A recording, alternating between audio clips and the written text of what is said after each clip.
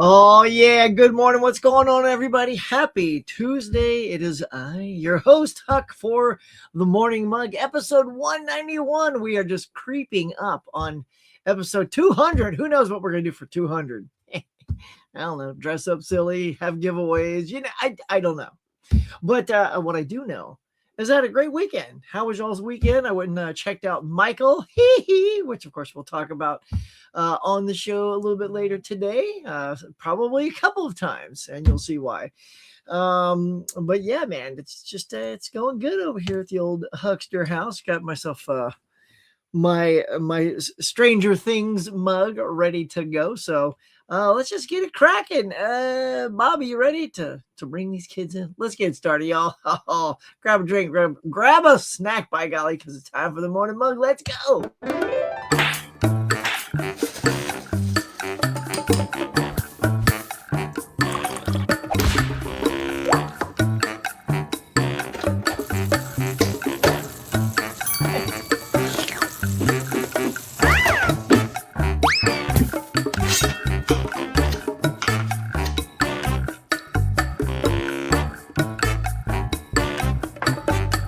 Hey, my friends, welcome back to the Morning Mug. Now, let's chat. All right, now hopefully we have better luck today. I am hardwired in. For now on, I'm gonna have just the straight Ethernet wire right into the computer. No Wi-Fi anymore. So please let me know if we're looking and sounding good today. Let me listen here. That sounds fine. I feel like my audio always is just okay. I feel like other people's audio is just crack-a-lacking, but I guess it's good enough. But here we go. All right, so we're hardwired in. Bob's ready to go. I'm ready to go. Y'all ready to go. But first and foremost, we got to show the love by throwing up some morning mug. Oh, the great golden color, just like the sunshine of the day. Slap that ticker and let's get the show on the road. What's that? Oh, the bell's ringing. That means people coming into the old cafe. I like how my cafe is one of these old cafes with the bell by the door. So it goes ding a ling ling. Who has that anymore? Come on, Huck. Wow. I mean, really. It's kind of cool, right? I don't know. All right, let's see who's here. Collector Movie Man, of course, is here. Oh, hang on, I have to scroll back up. Let me get up here to the top. I'm doing well. Craig, good morning, sir. Did you know that Michael hasn't even opened up in Japan yet? Now I know he's still got a couple of territories, or maybe that's the only one. Planning to see Devil Wears Prada. So are we. Taking the wifey out to go see that on opening weekend. Good morning, Kelly. It's a chilly day, 43. Wow, this upcoming weekend it's gonna be of my favorite pawn shops. Oh, they're organized by genre. Nice. Nice. Well, let us know how it goes, man. Like, what'd you find? What'd you get? We must know. So, starting on Star Wars Day, I'm going to be watching Star Wars movie a day. And reviewing it, starting with the prequels, moving into the TV. Wow, and the TV shows. Wow. Trilogy, then The Mandalorian. Wow, starting on Star Wars Day. So, that's just like, say you just get right up to Mandalorian and Grogu while watching all that stuff. Wow, that's ambitious, man. Good on you. Oh yeah, there it is, leading up to Mando. There it is. I'm getting a Vital player. Wow. Okay, Thriller. I remember having Thriller growing up. Will's here. What's up, William? Good to see you, man. Yep. All right, Mr. Moody. What's up, my dog? Mr. Moody's the best, man. Thanks. It's gonna be, getting a little something from Mr. Moody soon. I would definitely love to like some of your 200 episode. Like to come on. Well, yeah, we'll see. I don't know what I got planned yet, so I will keep that in mind. I sound awesome. I don't feel like I do, but I know I'm coming through clear, but I don't like the sound of my audio. Let me listen again here. I guess it's okay. I don't know. Maybe it's just my voice that's annoying. Okay. But like this here, Queenie. What up, buddy? Greetings. Chair pulls out, lady sits, push it back in. Just like my mama taught me. Welcome. As always, say hello to Sue. If she's around, everyone over gets smashed out like, but Ham is here. What's up? I said, if you're thinking of being my brother, if you don't, what's it? Wait, oh yeah, if you're black, oh why, hee hee, chicka chicka ching ching, chicka ching ching. Yeah, man, right? Mm-mm-mm. You know, that's the thing is if there's a sequel to Michael, we have that whole set of music we haven't even gotten to yet. You know, the rest of Bad, because you know the movie ends with Bad. It goes up to that chronology in his life, but only the first, just that one song. So there's still the entire album of Bad that you can cover in the second movie, and Black and White, and you know, Scream with his sister Janet, and yeah. All right. Well, we'll talk about that. I don't want to jump the gun because I got plenty to talk about with Michael. I'll definitely know you what I pick up. Nice. Looking for some horror movies. Now, Kelly, are you one that also likes to get VHS? I know there's a lot of you out there who kind of dig collecting VHS, especially when it comes to horror.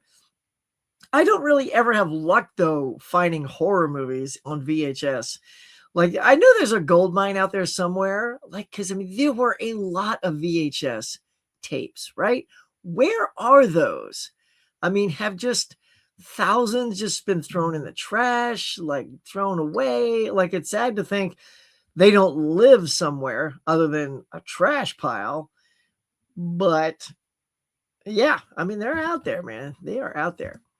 All right, tell you what we'll do. Let's go ahead and jump into the hang on, let's remove this, get all my ducks in a row here.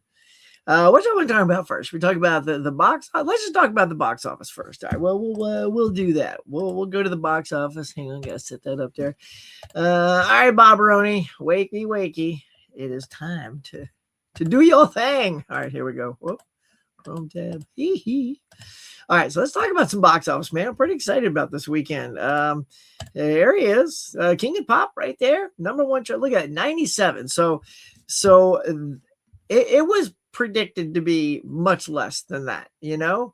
But yet there it is. There it sits at 97.2. That is great. I mean, I know they were thinking hopefully maybe around 60 to 70. I mean, this thing almost hit 100. It was so close. And look, here's the deal. Here's the dealio. Wait, let me make sure I hit the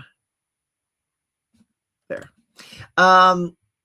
It's a celebration of Michael's life. You know, I don't know what these critics are thinking. Here's the thing. Everyone I know and all the people I've seen review this, everyone's liking this movie except those reviewers that are giving it low ratings. What do they want? What did they expect? Look, it's a musical biopic. Those are generally a paint by the numbers movie, which this was. It tells you Michael's life. It's like, here's what it was like with his dad. And like, if you already kind of know a lot of that stuff, like I saw the play MJ last year, so I was already familiar with the Joe Jackson stuff. Plus, I mean, who hasn't heard about it by now that Joe was a controlling freak? And the movie's about that because that's what the Jackson family life was growing up. And then it's Michael getting a hold of his career and putting out all these great albums and making all these great songs. I mean, that is his friggin' life, you know? It doesn't have to be a complicated biopic. I, again, don't know what the critics were looking for. I think it delivers us the same type of thing. Naturally so, because it was produced by some of the same people who did Bohemian Rhapsody, which did extremely well. I looked it up earlier, about almost 900 and something million worldwide when it was done. So almost $1 billion maker. And Michael's opening stronger than Bohemian Rhapsody, even in the British territory where, you know, Queen is king, or should I say queen? And so Michael's doing better than that. Now, does it have the legs? We don't know. Does it have the legs to keep going? I think if people are just getting into that theater, they're just loving that experience and tapping those toes and singing those songs, I think it's going to do extremely well its second week. Extremely well. People were already going back this weekend to see it multiple times. So I don't know why that would stop in the second week. I do know we have a little competition coming up, but we're going to talk about that in a second. But anyway, like, so I think if you're just a fan of Michael and you like his music, that's what this movie celebrates. in a really nice way. And yeah, so I went to an early show. So there's only 3 people in there. It's one of those stupid 4DX theaters. I only went in there because it was showing earlier than the regular screen. And the timing was off for me to go to the IMAX. So I'm like, all right, well, I'll go into the 4DX. That's still a very big screen to see this on. And the 4DX, if you know it, it's like where the chairs move, so like if it's an action movie and they're driving through, it feels like this, or an explosion, your chair moves, or it does spritz water at you too. So if something on screen splashes, you'll get wet, all that stuff. I'm like, how is this auditorium 4DX gonna benefit Michael? Like when he moonwalks as a chair, like moonwalk out the door. It was weird. Like, completely unnecessary to be in that theater, like completely. The only thing I will say is when the music and everything kicks in, there are like speakers and stuff in the seat, so you really like feel it. That was the benefit, I would say, of being in the 4DX, is it sort of made the concert footage and the music video portions pop a little bit more. So there you go, man. So but I wouldn't tell you to go to that type of screening room just to see it. All right, let's keep it going. Number 2, Mario finally drops down to number 2. Still crack-a-lacking there, though, at 20.5 mil. So that movie is just cranking along. That's still only a 43% drop of last week. So that's still doing good. Project Hail Mary, also a great movie that's just dropping in small percentages, 37% drop to 12.8 million. Lee Cronin's The Mummy, horror flick, dropped substantially from last week, almost 60% there, to 5.5 mil. And the drama still hanging in there with 2.6, but it'll be out by next week. In fact, Mummy and drama are going to be gone next week. But that's our top 5 right there. What'd y'all think? Did you go to see any of these? I've seen all these now. I mean, like, all these are, well, 3 of these are pretty good. I did not care for the Mummy or the drama. So there's that. But this weekend it pulled in a whopping, this is just for the top 5, 138.6 million as opposed to last week's 79 mil. So we're climbing the charts, y'all. Climbing the charts. All right, now let's see who's going to give the king of pop his competition. Oh, it's going to be the queen herself, Meryl Streep in The Devil Wears Prada, coming out. Don't underestimate the fan base for this movie. I know it's been a hot minute since we got Prada 1. I mean, sometimes when you wait too long between sequels, it's no bueno. So the first Devil Wears Prada, wow, looking up right now, was in 2006, y'all. This is a 20-year curse coming up. Like, it's either not many benefit from that 20-year curse. And I say that because I believe there's about 20 years. Sorry. About 20 years. See, this is what it happens when you talk for the first time on microphone for the morning. It was 20 years between the Independence Day sequels, 20 years between the Zoolander sequels, and both of those tanked. They were terrible. Now, I have high hopes for this one. I feel like this one is going to do better than those comparatively. But do I think it's got enough juice to take down Michael in its second week? I don't. I think if the Michael fans are still just glowing from this movie, it's going to be like Mario. Like the Mario fans kept coming. I mean, granted, that type of box office is fueled because families are going to it. Let's face it. It's not because adults are flocking to that over and over. It's because they have kids who want to go see it over and over. And that's why you benefit greatly from that. Now with this, with Michael and Prada and stuff like that, that's an adult-based stuff. So it's going to be up to the adults going back over and over. So, wow, hold on. Let me just mute for a second.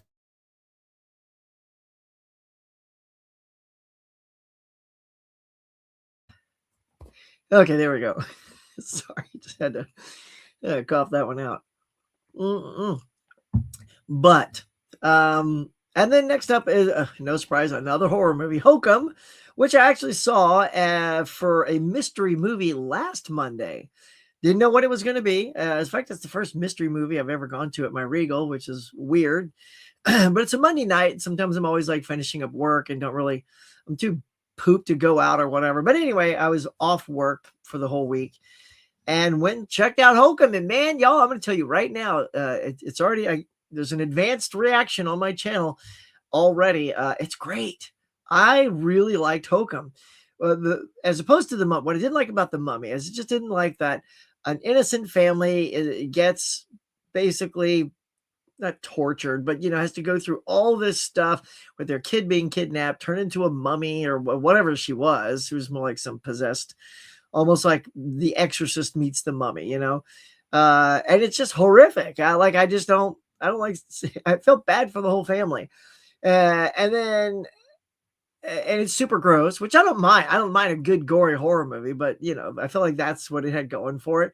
Whereas Hokum, man, is just a straight up super spooky. It's more like a haunted house. So like, how Insidious is, Insidious and Conjuring rarely have gore and all that kind of stuff. It's all about mood, tone, atmosphere, and the jump scares are usually earned. It's part of what you're seeing on screen. It's not like, oh, a cat just jumped on the dude's head and with a big loud meow, which cats never do. They don't jump on you and yell meow. None of those kind of junky jump scares. It's all baked into the movie itself. So it's fairly clean as far as gore goes, although there are some like spooky images. So I dug it. Like, aside from horror comedies, what I like those, like Final Destination and Heart Eyes, things like that. Those are my favorite. And then just straight up good spook fests are my second. So that's where that one fits nicely in that little sweet spot. So if you like that kind of horror movie, I would recommend you go see Hokum. And then I only put Casa Grande down there because when I get to use my Espanol linguistics next, and it was the only one listed as going wide release, because let's face it, the movie I saw this weekend didn't even crack the top 5, y'all. I saw Over Your Dead Body. I don't know what the deal was with this movie, but it was wide release, or as wide as it's going to get, because they only put it in 1,500 theaters. So it was not in enough stuff. It was directed by the same guys who did Pop Star and MacGruber, but it's like a horror. Well, it's more like a thriller. It's not a horror movie. It's a slashery-ish thriller. Basically, it's like if you mashed, I don't know, like those MacGruber type, because it is funny. It's a funny. See, I keep wanting to say horror. It's not horror. It's like a funny thriller. So it's like if you took sort of like the more like the tone of They Will Kill You or Ready or Not. It's got that sort of like, they're super gross. See, there's a difference between the horror gore and then like action gore. Is there's people getting shotgun, kablooey, and all that jazz. It's like, oh, it's those kind of moments where you shop but you're kind of laughing because it's so ridiculously unexpected and over the top. I love that stuff. And the movie does start out a bit slow because Jason Segel's really like low key, man, but Samara Weaving is delightful. She's even talks in her original her own accent, which is adorable. And but it was kind of low key right up until this one moment, like right when this somebody shows up to this cabin, because they're trying to like kill each other. I don't know why. Like, they've grown so intolerant of each other that their only solution is to off each other at this cabin in the woods. That's the plot that's in the trailer. But it doesn't go that way because other shenanigans happen, and we won't tell you what those shenanigans are because those are surprise. Like, I didn't see stuff coming. And it does a little bit of like Strange Darling. If anybody saw Strange Darling, which I loved, imagine taking Strange Darling and then putting comedy in it. And how that movie bounces back and forth also. It's not a very linear told story. This is the same way. Like, something will happen, some dude gets knocked out or kablooey, and then it'll do a hard cut and then say 5 days earlier. And you're like, oh. So the editing also, much like Weapons does the same thing. You reach this point, all of a sudden, hack, goes to a graphic that says, this is her point of view. This is his point of view. This is the kid's point of view. So there's that kind of non-linear type of storytelling. So with that, I would recommend Over Your Dead Body over Lee Cronin's The Mummy and the drama any day of the week. I think you'd have more fun, to be honest. But are you going to find it? Probably not. Listen, my theater showed this movie in, like, you could barely find it. It was only in 2 showings of the day. So it was at 3:30 and 9 p.m. That was it. So you had to be there at those 2 times. And in 3 Regal theaters around me, there was only 1 Regal showing it. The big one at the mall, nothing. The other one in North Hollywood, nothing. The one closest to me, which I was grateful for, had it. And that's it. And the fact that it was 2 showings a day, y'all, it's going to be out. It will not be showing after this week. So I will just say you're probably going to miss it in the theater. So check it out on streaming because it is kind of fun. But there you go. All right. So that's where we are with the box office. How do we think this is going to stack up? So yeah. All right. Let's roll back up one and see. So obviously Casa Grande, I don't think it's going to be showing anybody's stuff, just like the movie I just saw. So Hokum and Prada are going to come in. I think Hokum can easily take the place of Mummy because I think it's a new horror movie. Everybody loves good. It's Blumhouse, I believe. So that'll pop right in there and push that out. The drama will be pushed out just because Prada will come in. And Prada will come in, I believe, at number 2. So we'll just shift everything over. Mike will be number 1, Prada 2, Mario 3, Hail Mary 4, and then we'll put Hoke. Well, Hail Mary could, I don't know. Horror movies are weird. They're either a big hit or they just come in this middling, like even The Mummy only opened it about in the teens, right? Wasn't it? I think like 13 to 16 mil. And if Hokum's in that same, well, if Hokum's in that same boat, then it'll make more than Project Hail Mary. So that one could be number 5, Project Hail Mary. So that's what I'm shooting for, y'all. Those are my predicciones for the weekend. So that's it, y'all. That is box office, man. As I see it and as I see it coming up. All right. All right, let's get back to the old chat fest here. See what you guys have been rapping about. All right.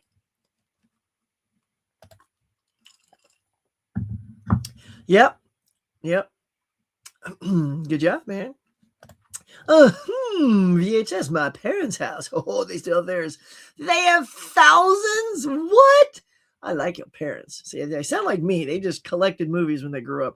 Good on them for not upgrading, right? You may have some treasures in there, man. Ho. Well, look at there. That's nice.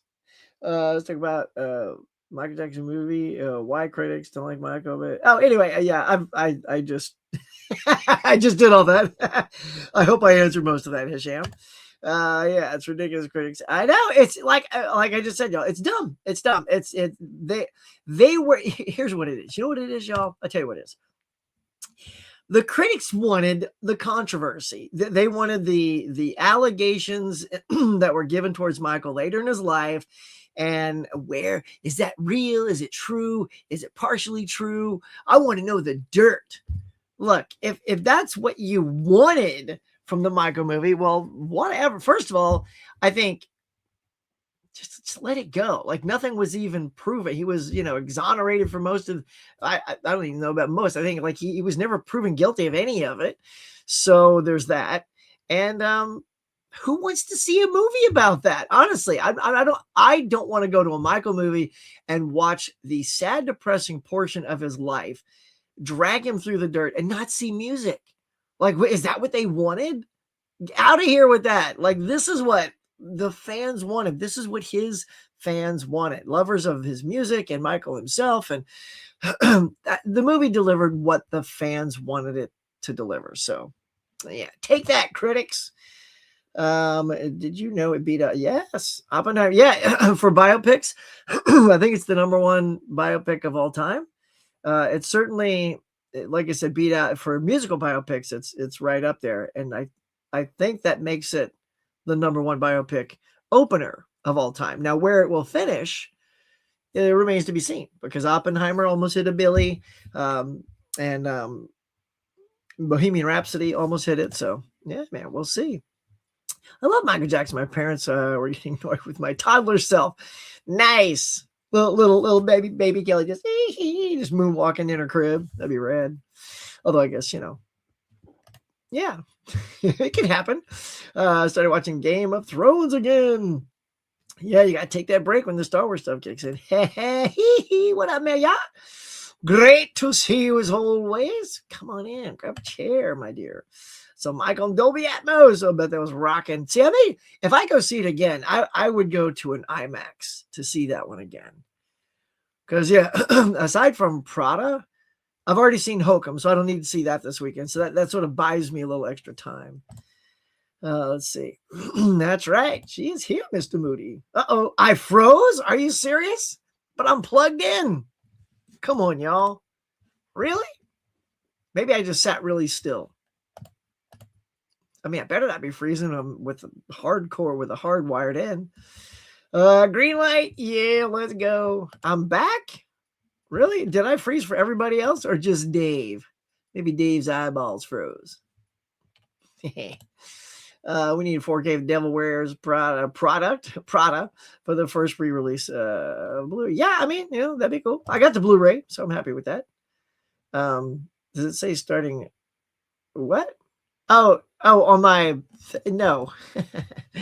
It says, hang on. It says May 1st. The S looks like a 5. Otherwise, it'd be May 15th. No, it's May 1st. I should have made the ST like smaller, but no, it's May 1st. That was a ST next to it. I was like, 15th, what? Yeah. Hey, what's up? Adrian James is here. Greetings, James. Adrian, the greatness. Hiya, Mr. Moody. Tiger Blue's also here. What's going on, y'all? Look at that. All the cool kids are here. Everybody smashing that like button. Where are we at? Better not be like at 2 or something. Very, very sad. Don't be crushed. Let me hit refresh. See how you cool cats are doing. We're at 12. All right. I guess it's all right. I mean, that's all right. We're a half hour in. We should be at 20. That's all I'm saying. Let's see. Give you much of Star Wars Shadow of Maul. Second favorite TV. Is that a show? I guess I haven't. Is that a cartoon? But I have not been watching that. Shadows of Maul. I'm guessing that's a cartoon. You made Hokum sound good. I like slow, creepy horror. Yeah, a lot more than that crap stuff's happening every second. It's more scary. Girl, that's exactly what that is. Hokum is like slow, creepy, and Adam Scott is just a moody, pissy little dude that, oh man, it's so good. It's so good. And then they got this great, come on, I ate it. Let me get me Irish down. There we go. There's an Irish bloke. See, I was about to get the wrong accent there. An Irish bloke, and he's in the woods. I'm gonna start to lose it. Anyway, so Irish guy in the woods. Yeah, I like to work on my accents. He's hilarious. It's just good. I love the characters in it. I love that slow prodding, spooky thing of it. Huck, my camera. What's going on, y'all? Is everything going to crap here? I have a brand new computer. It's got an HD camera. It's the best I've ever looked. Way better than the other camera I had. It froze. Well, I don't know what to tell you. It's the best I got. This is all the stuff I got. I'm gonna have to open up a Patreon, I guess, to get more money to invest in more equipment. It's all like I just bought this new computer. I'm out of money. Let's see. I don't know. I mean, look, Adrian James, I know you always have this burning question deep inside, deep inside. And you just say to yourself, say, huh? What's Sue gonna get? What's Sue gonna get? Hey! What's Sue gonna get? And these guys too. I'll steal the crew. Tell them, Sue. What's Sue gonna get? What's Sue gonna get? I don't know. Hey, what's Sue gonna get? I don't know. Look, I don't know. Do y'all know? Look, all I do know is we can look into it. We can certainly check it out and find out. Like, Bob, if you don't mind, the kids are dying to know what Sue's gonna get, and far be it from us to deny them. There it goes. Here it is. Look at this. You got Mentos ads everywhere on this thing. Mentos. All right, look, today is the 28th. It's the day. New releases have come out today, my kids, and we're going to look at what's here. See if you like anything. All right, first up, Inner Space. A little Dennis Quaid, Martin Short flick has been given the special Arrow treatment. In fact, a couple have that. And Soldier. All right, I'll come back and talk about Soldier in a second. The Ghost Galleon in 4K. I've never even heard of that movie, but anybody else gonna pick that up? Office Killer, another 4K. Throw Mama from the Train in 4K. Interesting. Macabre. Oh Lord. Massacre. English mush, huh? Massacre 4K, John Singleton's The Hood trilogy. That should be a good pickup from Criterion. A little bit of a pricey box because you got 3 movies in there. So, Love Letters of a Portuguese Nun. Badge 373 Media Book. A media book from Badge. A movie I've never heard of. I mean, I do love me a good media book. Some people hate media books. I love media books. But an interesting choice for media book. We're also getting from Warner Archive finally a Blu-ray release of Private Benjamin. I heard the DVD, which I have in my collection. I found it at a dollar store for 50 cents because it was buy one get one free. And the aspect ratio has never been right on the DVDs. So now we get a chance to get it right. All right, let's roll it up here. Conquest on 4K. I mean, that looks rad. I don't think I've ever heard of it, but all right, let's take a look at the cover. Sometimes you just got to take a tangent here. Let's take a look. All right, ready? Look at that thing, y'all. Conquest. Good old sword and sorcery with a giant snake. Yeah. Who wants it? All right. So that looks cool. Something's got to give on Blu-ray. The Grapes of Death. Ooh, that sounds naughty there. That's from Indicator. Also from Indicator, The Living Dead Girl.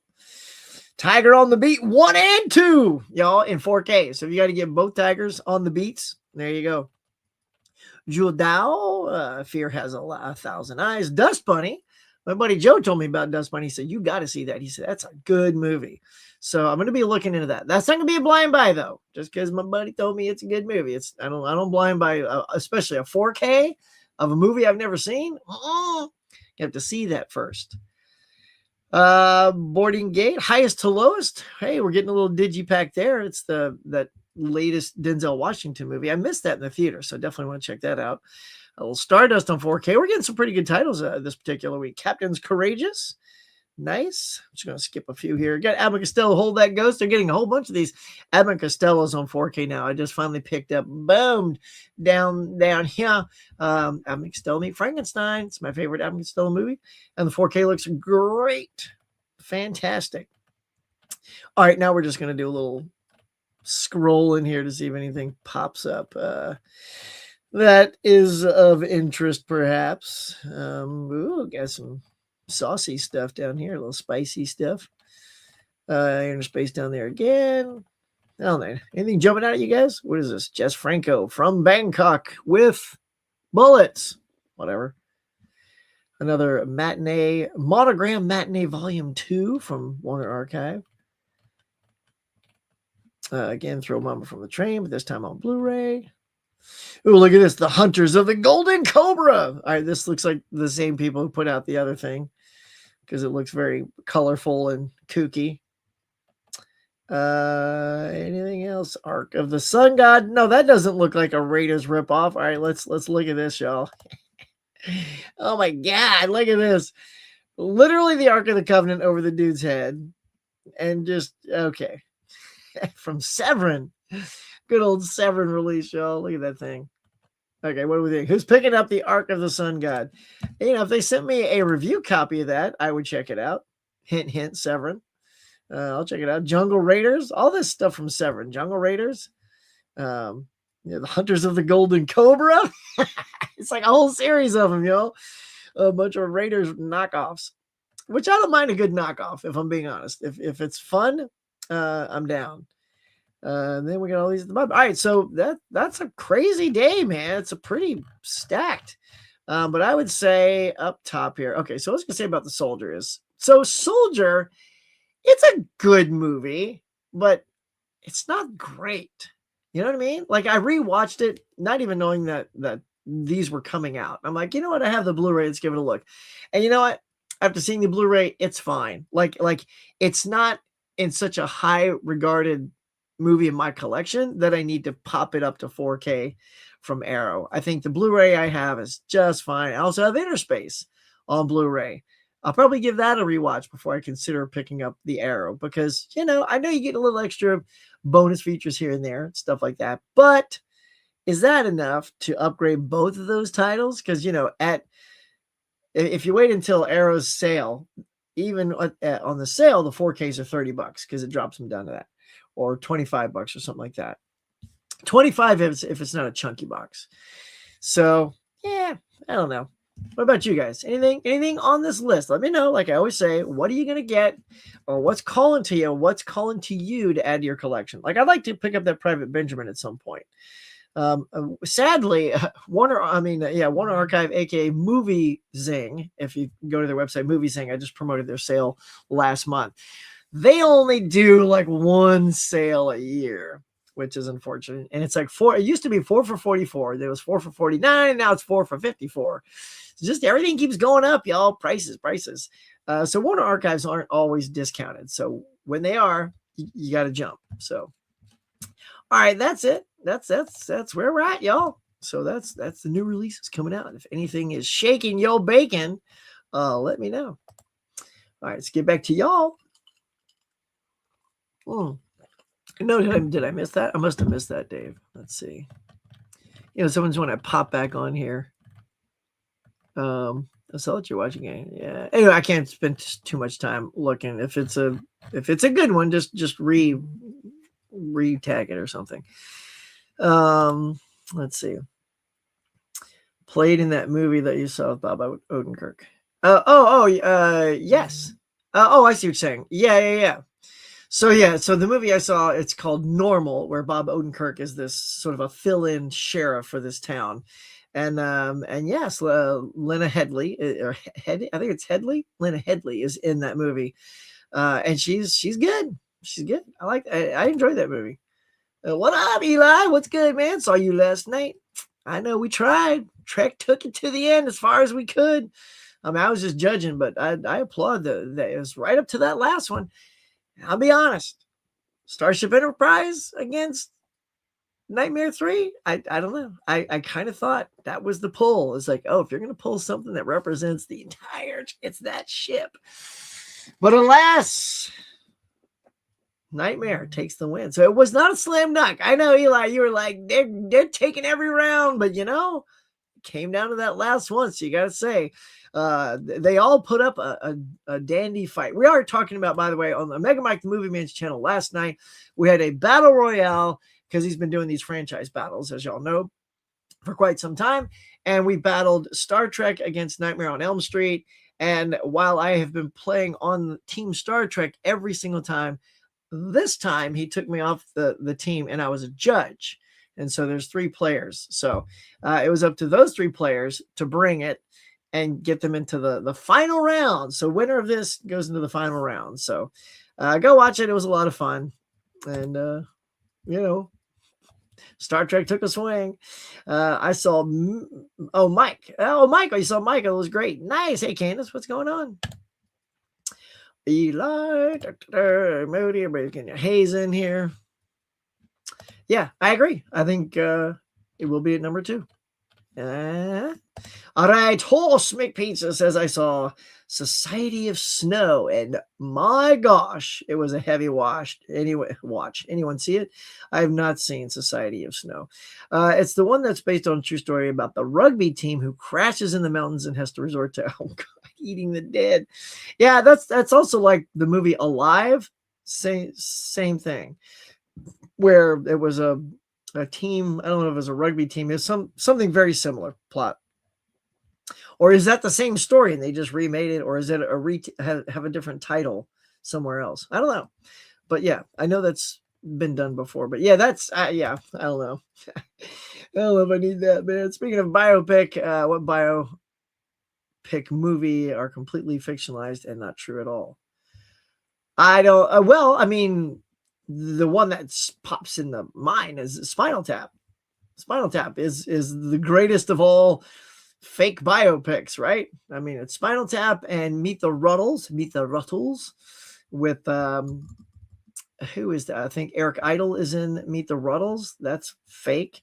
Um, Eddie and the Cruisers, but those aren't necessarily biopics, but they are fictitious band movies, Almost Famous, things like that.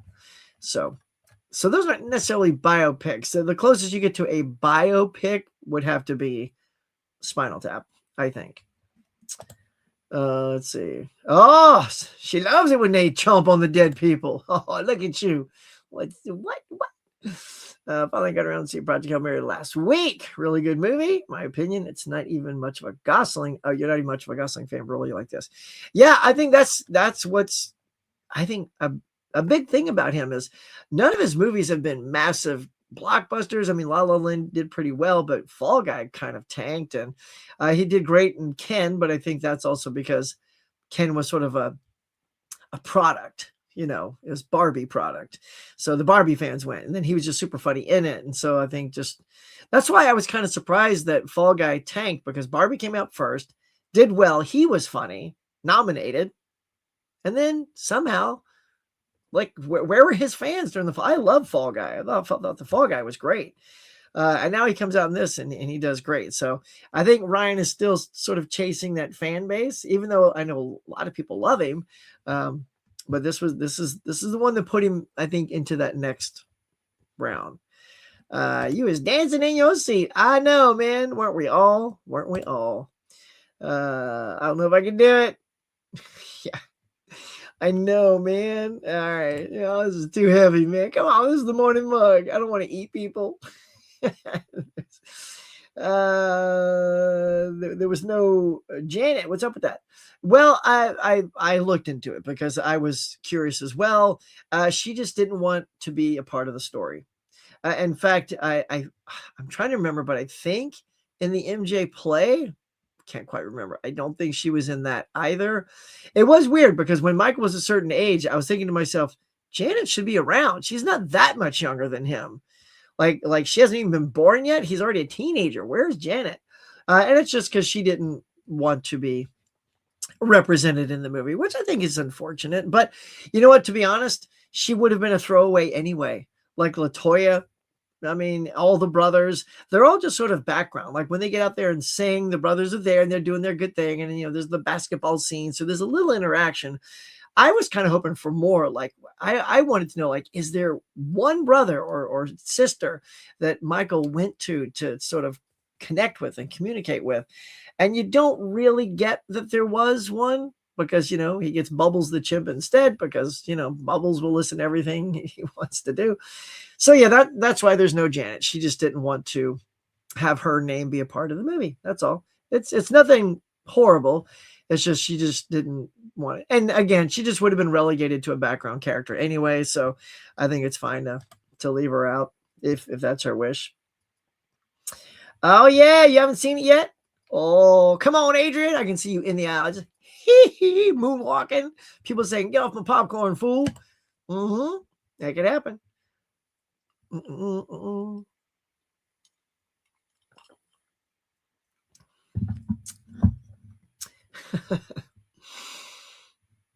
Yeah. Oh yeah. Yeah. All that. All that. Yeah. I rated high too, and the haters go low. Yeah, you nailed it. And then listen, people just love to hate, man. It's terrible. I can't. It's just not my brand. But Jafar did kill it. Jafar is absolutely, look, Maria, there's moments in this movie when I feel like I'm literally staring at Michael Jackson. There are moments when he looks so much like him. I'm just like, I'm astounded. And he pulls it off. Like, I don't know what in him said, I can do my uncle really well. I can impersonate him. I can do his stuff. I can dance. I don't know if he did any of the singing, like in any certain moments, or if it was just all Michael's voice, but man, he was just phenomenal. And I didn't realize, like, when they were using makeup and when they weren't. There was a couple of times, like when he was in the hospital after he got burned, there's a little chin makeup right there that, and I only say it because I'm just an absolute insane for great makeup prosthetics, which he was wearing. I didn't even catch the nose at the beginning, and then suddenly he had a skinny nose. I'm like, Like, what? Hold on now. Like, I don't. So now I don't even know. I need to. What does Jafar's face actually look like? Hang on, let me see. I can see just how, like, you know what I mean? Like, what is his actual nose? And y'all know why I'm asking that when you go see it, because he has to go through transformations. Okay, so he's a good looking kid. Um, Interesting. Okay, so that's what we're working with. Yeah. All right. So yeah, because you've got to transform Jafar just like Michael transformed himself, and they do a phenomenal job with that throughout the movie. And it just looked great. Next up is Grogu. Yeah. Mm-hmm. Just Dave. I saw you freeze a few times. God, dog, y'all, this is killing me. Well, I didn't freeze here. It did last time. Like last time, I could see myself frozen, but I don't know. Like I said, hang on. It's a little, like I said, I don't know what to do. This is the internet service I got and the computer I got. Thanks for hanging in there. I have studio greenlit to make another biopic. What biopic? Movie you really want to see on the big screen? For example, the Colonel Sanders movie. Colonel Sanders. It's hilarious. I mean, like, was it 13 herbs and spices? How many is it? 18 herbs. And what's the special Colonel Sanders recipe? It's something special herbs and spices. That's hilarious. I mean, I don't know. Like, there's been a lot of Stan Lee documentaries, so I don't know if we need. He's not, like, honestly. We're comic book culture. We know Stan Lee. We know that Stan is in all the Marvel movies and stuff like that. But the general audience isn't going to go see a Stan Lee documentary. They just won't. You know what I mean? Like that type of thing is perfectly relegated to streaming. So if Amazon made it and did it, I think it would be highly viewed on Amazon. But I don't think people would run out and go see it. I think if you're going to do a big screen biopic, it's got to be, of someone that is worthy of going to check out. Like even the Bruce Springsteen thing did not tear it up at the box office, and he's a huge star. So, but dude, the Colonel Sanders, that's great. 13. I hope we're higher than that by now, because I know I'm just getting here. Oh, Huck, since we're talking about Michael, we should show off the 3 different editions of Michael. Oh, yeah. Well, if I had that ready offhand, I would have. I don't want to search for that too much. Yeah, I can't search around for 3 different things. But what Dave is getting at is there are some different versions of Michael that look cool. There's like a steel book, and there's like where he's in the red jacket, and then there's another version. There's like there's all these different versions. So whatever your tastes are, Michael is going to deliver all kinds of cool versions for you to pick from when it comes out. And you got the steelbook. But I have no idea what it looks like. Look at you go, girl. You don't get, you're like, I'm just going to take a swing. It's pretty. Yeah, there's one that just looks phenomenal. It might be the steelbook. It's all red and cool looking. I was like, yeah. Moneyball is supposed to come out today on 4K. Yep, that's why it wasn't on my list, I reckon. In facto, let's see. I'll just give you a little let you know. Yep, okay. Just double checking to let you know it's locked in. So yeah, that it's still coming on May 12th. Yep. But yeah, get those pre-orders. And I like Kurt Russell's Soldier myself. It's very simplistic. Yeah, lowbrow, but it's good fun, good cast, good music. Yeah, and it's got a cool ending. He doesn't talk much. Kurt Russell has probably less than 200 words in the entire movie, almost to the detriment. Like Kurt has such a great personality. I get that he's like, what are these guys? He of little talk, but I think you could still have him talk more without doing too much of the Kurt personality, because I get that what you're trying to do is not do that charismatic Kurt and just keep him like that. But Yeah, and I think that's why it's like in that lowbrow category, and it was fine. Like I said, I watched the Blu-ray. I'm like, and actually, I liked it better on this viewing than I did the original time. The original time I saw it, I was like, it's kind of boring. I didn't think it was great. So this one, it took a step up. Same thing happened when I rewatched Big Lebowski. I was like, yeah, I don't know what everybody's hoopla on about. Then I watched it last year for the 52-week challenge, as a movie to give a second chance to. And guess what? I liked it a little bit more, mostly because I knew what to expect, and so it played better for me. So, but this one, it's fine. I'm fine with my Blu-ray. I don't need the arrow. No, sir. Huck, go see. I swear. Trust me, I would like it. I swear. Okay. Now go see. Would you say go see as in, is it in the theater? Let's see.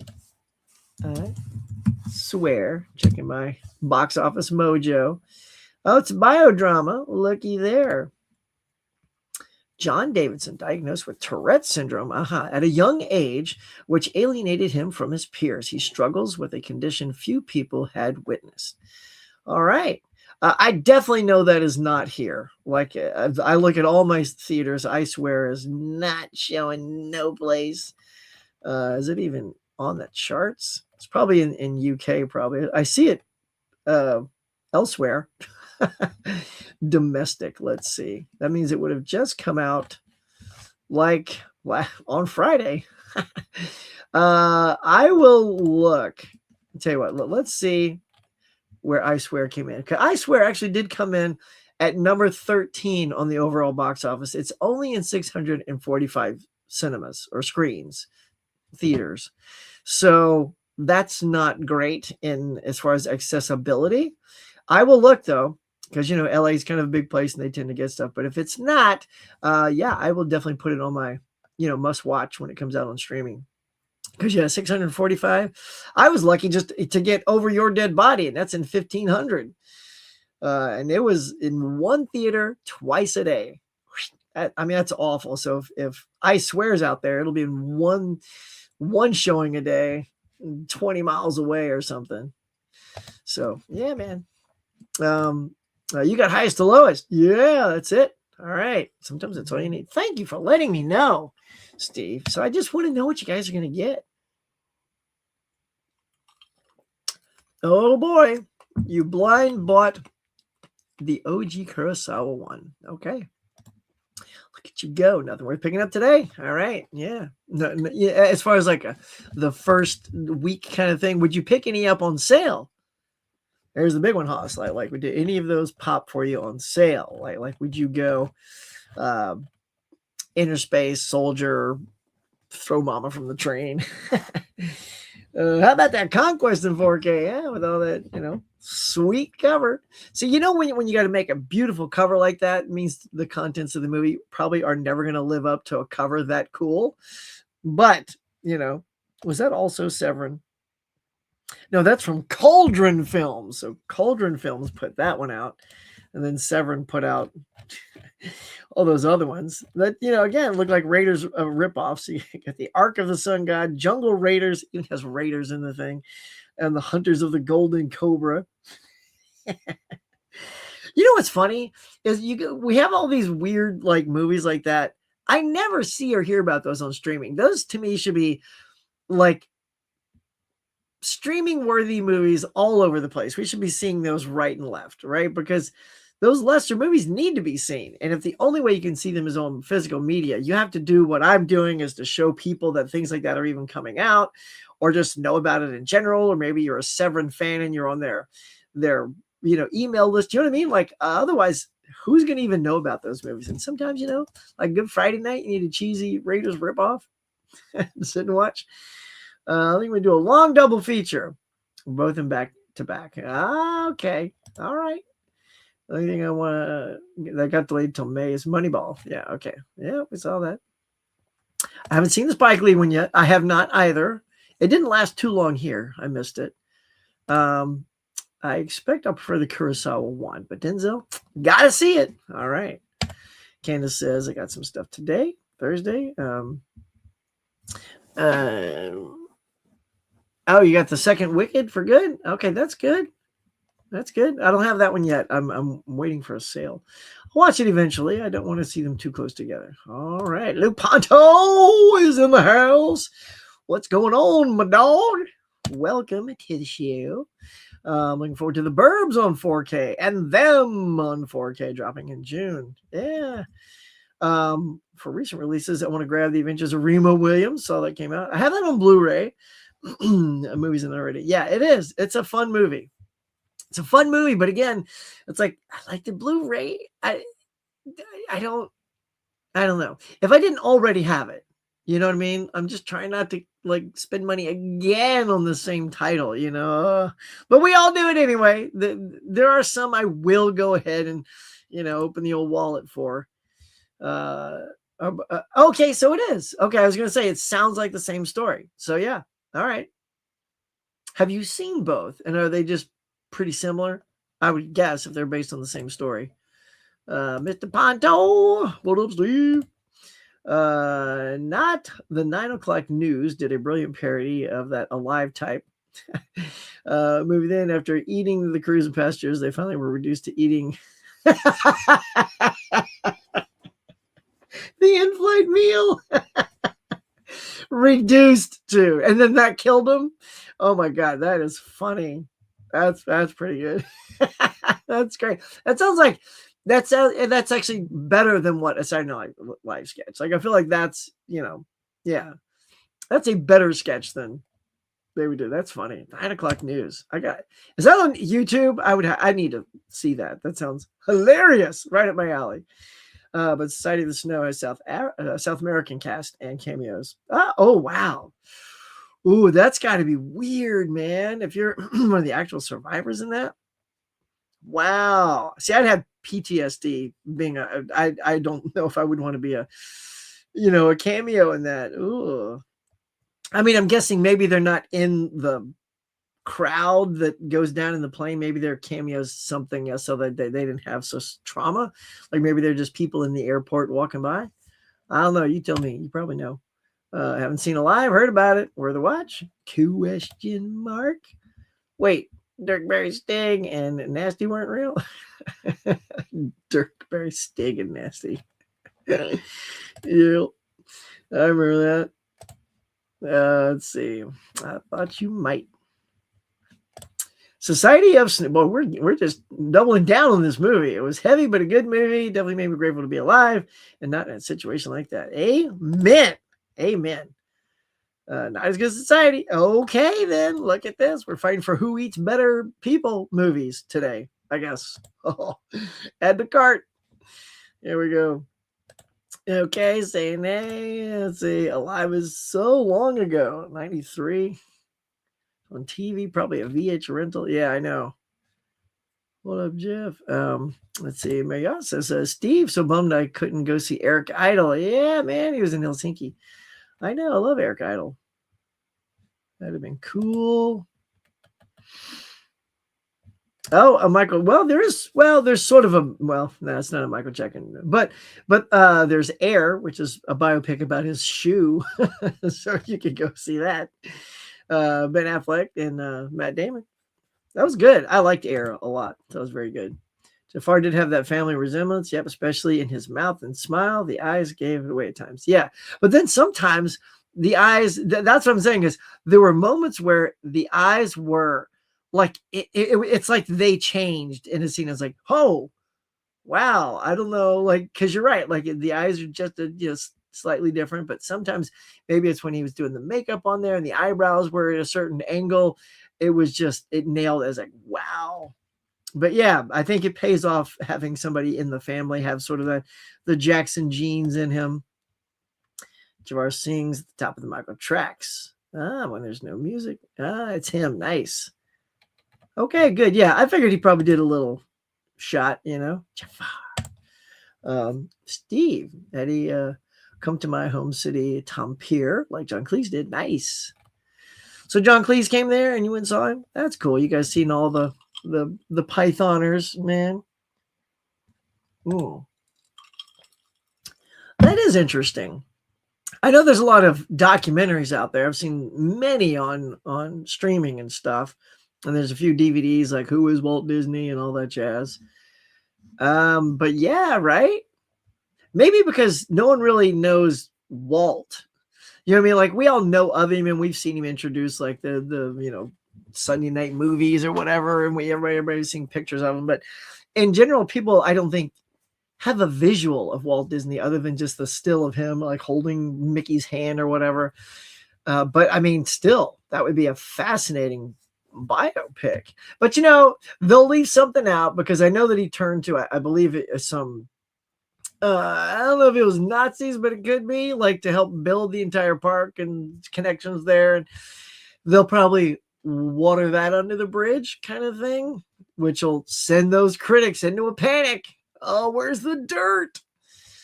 Everybody's got to have their dirt. Tom Hanks would be a great choice. And Colonel Sanders. Colonel Sanders. See, I would just be 10 minutes into that and be like, where's my chicken? Like you better be serving some fried chicken at a Colonel Sanders biopic. That's all I'm saying. I don't care if you have your pizza and your hamburgers and your hot dogs on the rollers that week. At the very least, chicken tenders. Something. And you better have them in those special herbs and spices. I don't want that nasty old frozen stuff you carry. Here's a biopic that'd be interesting. Is Bessie Coleman? I don't even know who that is. So I know what the movie will look like. The more important is the steelbook cover. Yeah. It is more important than the steelbook cover. Yes. I'm just saying if it's the one I'm thinking, it's very beautiful. So it's, sometimes packaging it's nice to have nice packaging. But yes, it is about the movie. Pop it in and just dance away. Oh, dude, I love Steve Irwin. Yes, dude. You have no idea. It's a little weird how much I just love that guy. I love his energy and his positivity, his personality, and his just nothing. That's why he was injured. It's because of that have no fear attitude that it kind of caught him off guard and swimming over that stingray. And gosh darn, when I heard that, it just tore me up. I mean, there are ones that really affected me. And it was like Jim Henson, David Bowie, Prince, Michael Jackson, and Steve Irwin. Those were shocking for me. Like they were literally made me sad. When those people passed, others are just like, oh man, that's a bummer. That's a bummer. You're like, I love Gene Hackman, but there's just a little bit more of a personal loss I felt, especially with Steve Irwin. So I would love a Steve Irwin biopic. Crikey, maybe I'll do it. No.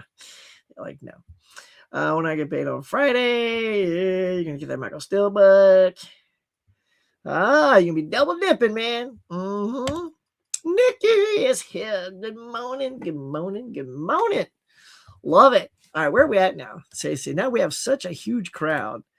Got to check our likes here. Where are we at? Come on, we gotta be at 2017. Oh, you're crushing me. Come on, y'all. Get us to 20. Get us to 20. You can do it. Getting that Walmart edition. Ooh, getting the Walmart edition, eh? Mm-hmm. Yeah, I feel like Michael's going to be the type of physical media when it comes out. People are going to flock to get those copies. And if this is one where you probably shouldn't wait. You know what I mean? Like I'll usually wait for a sale, wait for a deal. But if there's like a certain one you want, like I know Mary, you're like, it doesn't matter about the cover. It's the steelbook. But if it did matter, like, and you want that steelbook, these might be the ones to pre-order to make sure you get the one you want. I mean, in the end, you could just get stuck with just a standard 4K, which is fine with maybe a slip cover. And if that's your jam and that's your fine, go ahead and get that then, But if you want any of those special Michael ones, yeah, you might want to, I would say pre-order those for sure. For sure. Because once that Michael Steelbook is gone, it'll be gone. You're frozen on my phone and my TV. Like now? Already? Still? Well, that's it. I've got 2 different devices. Am I frozen on both? Wow, you're a real, giving me all kinds of chances to not freeze, but I'm still doing it because I got the skills. I swear the movie that didn't get the Oscar nom because it didn't open early enough in the States. Oh, the one you were talking about? Yeah, maybe, maybe. But I mean, I don't know. It's also not showing enough here. So even though they've finally released it, if something's good enough, it can still come out early. Like, Project Hail Mary, it came out in March, and people are already saying it's a shoe-in to get at least one of those 10 nominations for Best Picture. So you're not gonna pick up anything this week. Okay, that's cool. That's cool, y'all. We gotta jump to my next topic here. Well, you know what? Here, let's do this. Hold on, Mary. I'm gonna come back to you, my darling. Hang on. All right, so let's do this. So, because we've been talking a lot about it, so this will be a very quick chat. But this is what I watch, so just so we get through this. All right, since we've been talking a ton about Michael, that is what I watched for this week's 52-week movie challenge. That's right. Week 17 is watch a musical biopic, and so I did it intentionally this week to coincide with Michael, and so I gave it 4 stars on Letterboxd. I know we've been talking about it to no end, so we don't have too much more to say, but other than Jafar Jackson is terrifically cast. I mean, look at that smile. Maria, you're right. You're right on. Look at that. That smile is so, he's got like perfect teeth, the perfect smile, he's just got Jackson down to it. And he's physically, tall and lean and looks about like literally the same proportions of Michael Jackson. His dancing recreations were filled with energy and enthusiasm, and you could tell that he really, really studied his uncle, and every move, every gesture, every vocal inflection. The laugh when Quincy Jones tells him at the beginning to record his track and stop moving his feet, and he just giggles. It's in the trailer too. I think that's what got people. When you heard that laugh in the trailer, you were like, oh my God, he sounds just like him, just with the laugh. Like, that's studying your persona. I mean, killed it. Now let's talk about Coleman Domingo, who we haven't really talked about yet. I put Coleman here as Joseph Jackson, and man, he plays Joseph to perfection. You do not like him, and I know he's like that. He's hard to like. He's a hard ass, and he wants his kids to have a better life than he did, and that's why he pushes them, even when they do good and they come home. He's like, all right, now let's practice. And they're wiped out. Like, he doesn't need to do anything. He just sits there and watches them exhaust themselves. And, and he takes that belt to Michael once or twice, and that makes you pissed off. It's like, somebody take the belt to him. And you realize that was a tough family dynamic, and you just kind of wished the mother would step in a little more, or the brothers, but everyone was terrified of this guy. There is a certain time when people finally start to, they've had enough. We won't tell you when that happens, but eventually people are getting a little sick of getting pushed around. But it's also funny how if Michael needs someone to tell his dad something, like he'll tell his agent, you go tell my dad this. And you want me to tell your dad? And you can tell they don't want to do that. That means like everybody is terrified of Joseph Jackson. So, I mean, that means Coleman's doing a great job. If the Academy embraces this movie like it did Bohemian Rhapsody, I don't see why it shouldn't get a Best Picture nom. But I don't know. Sometimes they don't. Like Rocket Man, which I liked even more than Bohemian Rhapsody, didn't even get nominated. And Taron Egerton, he didn't get nominated for playing Elton John. And I thought he did a great job. So sometimes these musical biopics aren't going to get recognized. I think this one's getting a lot more heat than, say, Rocket Man. But at the very least, probably Coleman Domingo for supporting actor, right? Why not? Like, and it's tough. Like Jafar Jackson, it's like, I'd love to see it. He's as good as the King of Pop as Austin Butler was playing Elvis, the King, So who is Elvis? Elvis. So if he's the King of Pop, what was Elvis? He's just the king, right? Everybody was the king. What was Elvis? Elvis was also the king, right? I guess Elvis then king. I don't know. What was Elvis's title? Anywho, y'all let me know. But anyway, so there you go. Thoroughly good movie. Enjoyed it. Next week, we're having week 18 is Meryl Streep movie to coincide with The Devil Wears Prada 2, so that everybody can watch Devil Wears Prada 1 and get ready for part 2. So there you go. All right. Yeah, we've talked a lot about this. So anyway, that's what I watched, y'all. I just want to make sure we officially got to do that. Now let's go back and see. My buying freeze is over. Nice. 5 months. That is good. That is very good. I did that last year for a few months. It is tough. It's a long break. I definitely scaled back my purchases too. I used to get way too much. The worst was going to all the thrift stores and swap meets because I would do it for my channel. And I would just accumulate too much stuff for the shelves, and the shelves just got full. I'm like, I'm not even watching those. So now I have a get rid of pile, but I'm also trying to watch those before I send them out the door. But I'm pretty sure they're going to be ones and dones. Every once in a while, I did watch one. It's going to sound weird, but I saw The Three Stooges, the one with Sean Hayes, Will Sasso, directed by the Farrelly brothers. I thought that was hilarious. I mean, I grew up with the Three Stooges and loved it. I did not know they were going to be so spot on and faithful. And God, Sasso as Curly is terrific. I was like, that's the one movie I've seen so far, and I've seen like 10 in my get out of here stacks, and none of them have come back into this room except the Three Stooges. So it's gonna say, if you're a Three Stooges fan, watch that movie. I think you're gonna dig it. Because I don't have any Three Stooges fan that told me, "Huh, get off your butt, man. Why have you not watched the Three Stooges movie?" Because I think it's a guy thing too. I don't know. Girls out there, let me know. But most girls I know don't. They think the Three Stooges are even funny. My wife can't stand them. She's like, oh, she's the Three Stooges. That kind of humor just doesn't work for me. And I know many other women like that who that is not their cup of tea. So I know there's some of you out there that find that slapstick humor funny, but I think generally it's a dude thing. Yeah, it's got to be shelf worthy. So true, man. When a bit nuts, expecting a lot in the mail. Yep, toning it down. Plus swapping the ones I don't want. Smart move, man. Y'all curate those collections, man. Curate those. Let's see. It happened in the 70s, so they're playing older people shortish cameos. Oh, okay. I mean, that makes sense. Yeah, they can't be playing themselves, Yeah, all right, that's cool. Oh, really? Peter Dinklage is going to be on the Alien Earth show. I got to finish that. Man, I got halfway through that, and I don't know what happened. I just sort of spaced out. I'm trying to get caught up on The Boys right now. I'm about 3 in. I got to at least try to catch up to that before the next episode comes out.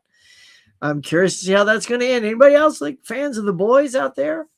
I love that. And that is graphic, too. That is your anti-superhero show. Not that I collect news is brilliant. Rowan Atkinson. Oh, God, I love him. Some sketch on YouTube. I have a region free player. Okay, I will look for those DVDs then. Right behind me, that right there. That's a region free player, and I have it only in here. So because I figured there's going to be stuff that only I'm going to watch anyway. Just John Cleese did come. I went. He just talked about his career like that. That's cool, man. That's cool. A biopic of Michael Jordan. Yeah, cool. I think of Walt Disney. I think of his frozen head. That's right. Just the head. I don't know. I don't know, except that, he had so much money and he was into technology and, he was, I think, looking into the whole freezing your body thing so you can thaw it out later, which you can't do anyway. All your blood vessels would explode. And we're not there yet. But, if anybody could, see if it was possible, it'd be Walt Disney. But I love that it's just the head, which would do nothing other than preserve the head. Oh, man. Bessie Coleman, first one that flew on the plane. Oh, okay. Oh, it flew on a plane. Oh, who flew a plane. Good Lord. Yes. First woman who flew a plane. Cool. Tom Hanks, Colonel Sanders. Everybody's lining up for this Colonel Sanders thing. Nice. Yeah, I don't know. That's interesting. I don't know. Aaron, what's going on, bro? Good morning to you. Love it. Everybody's just coming in. Hot take, maybe, but Stanley's overrated. He was a great salesman for Marvel. Good popping up. Yeah, took a lot of credit for the comic book. Right. I know. Yeah, I know. Yeah, he did. He did. I'm with you. I know his whole thing. I think he became a caricature of himself. I like Stan Lee. I've bought his comics, and he's a great pitch man. So, but yeah, people won't go to the theater to see the Stan Lee biopic. And again, there are plenty of docs that are already done. It's already been done. So it wouldn't be anything new. And there's several. I was actually asked, y'all, to edit the Stan Lee documentary. And let me tell you the story. This is what I hate. So at a certain point in your career, like, you'll do things for free so that you get ahead. All right. Now, by this time, I've edited feature films, documentaries, shorts, trailers, demos, all kinds of stuff. So I don't need another freebie on my IMDb. And yet that's what they wanted. They're like, hey, they're interviewing me for it. And they're like, and I'm, do you read comics? I'm like, yeah, I love comics. I love Stan Lee. I said, this would be a lot of fun. And they're like, okay, well, this is a pro bono project, because it's like a labor of love. I'm like, yeah, it's your labor of love. You're producing it. Okay. Just because you don't have the money to pay me, don't call it a labor of love. Call it, we can't get the financing to get a crew. And so I was like, well, how are you able to show me? And they showed you some footage of it already. There was interviews and there was like celebrities and stuff. I'm like, well, who did all this? Well, I mean, so that editor, they've moved on. So, okay. So what's happening is they keep getting these editors who work for free, and they do it for 2 weeks. And then those editors get hired, for real work to get paid, and they're out. And so that whole thing was just built by editors jumping in 2 days here, a week there, 2 weeks here, 1 day, and then they're out. My guys, pay your editor and you can finish this thing. Find the money and hire somebody like me, and we'll finish it. And they did not. So I did not hand over my skills for free for Stan Lee. No, thank you. And I'm like, it's Stan Lee. How do you not have money? And Stan was at his peak, man. The Marvel movies were cranking. Stan was still alive. And yet you don't have money? It just seemed really weird to me. Like, because he's freaking Stan Lee. Like, in my head, that means you should have all the money you need to make this. But no. There you go. Let's get a Jack Kirby biopic. There you go. Again, I think that'd be great for like the Disney Channel, right? Because they got all the Marvel movies. Let's see a little Jack Kirby biopic, that'd be great. Richard McMullen. I'd rather have a nice cover, but the site I ordered it from didn't confirm the cover. Like, what the hell? That's so weird. It's like image to be determined, or no image yet. Like, whatever. Add to cart. Well, it'll be a nice surprise then, won't it? Unless maybe you go back in a week or so. Hopefully you'll get it before then. But, well, no, because this is going to do well for a while. So maybe in like a week or two, they'll finally have an image and you'll see what you bought. Hopefully you're like, oh, why is there a dog on the cover? No, it's just Bubbles. The chimp is on the cover. You got the alternate, like, it's like a chase card with collecting cards. You get the chimp one, the Bubbles one. That would suck so bad. Yeah. Okay. Let's see. Yeah, I might grab Inner Space. I don't know, like I said, I got the Blu-ray, so I give it another watch though to see if I feel like upgrading. And there's Blue Thunder coming out. Well, one I will get. Hang on, I'll come right back to you, Mr. Moody. Is the Robin Hood Prince of Thieves. That came out for my UK friends out there. Y'all have had that for what, 3 years? The Prince of Thieves Robin Hood movie chunky box from Arrow. Y'all have had that forever. But I just felt like, okay, well, if they made it there, Arrow has all these products here. We're always getting them, and I know it's a rights thing. And then we finally got the rights. So I just waited it out. I'm like, I'm not going to go to Orbit. I'm not going to pay the higher price. And then sure enough, here it is. Now I just got to wait. So when that comes out and hits that Barnes and Noble 50% off sale, we're gonna snag that one. That one I'm excited for. I watched I'm Not There about Bob Dylan, then Nowhere Boy about John Lennon, The Backbeat about the Beatles, then Midas Man. Great suggestion from Marriott about their manager.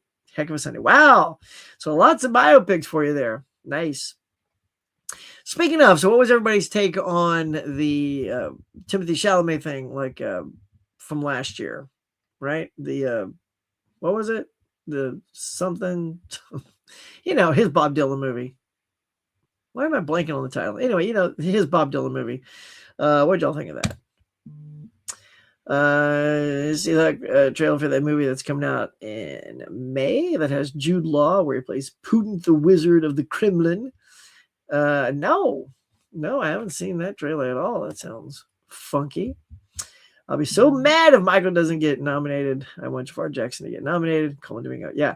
I feel for sure Coleman Domingo. I don't know why. I just have this weird feeling that the Academy isn't going to honor Jafar. I just feel it, y'all. I just feel he's going to get snubbed just like Taron Egerton did.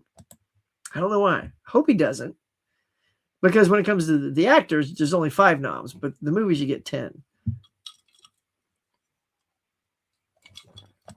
Cool. I bet if Timothy Chalamet played Michael Jackson, right? That'd be funny. Harry Tubman biopic. Jafar and Domingo don't get nominated once again. It's not because of their performance, but the controversy.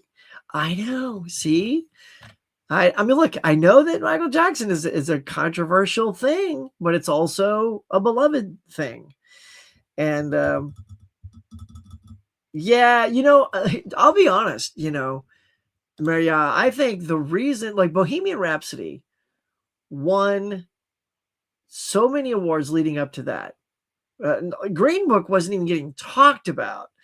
But because Bryan Singer, and we all know the controversy surrounds Bryan Singer, I forgot he directed it until I rewatched it like the day I was going to go see Michael Jackson.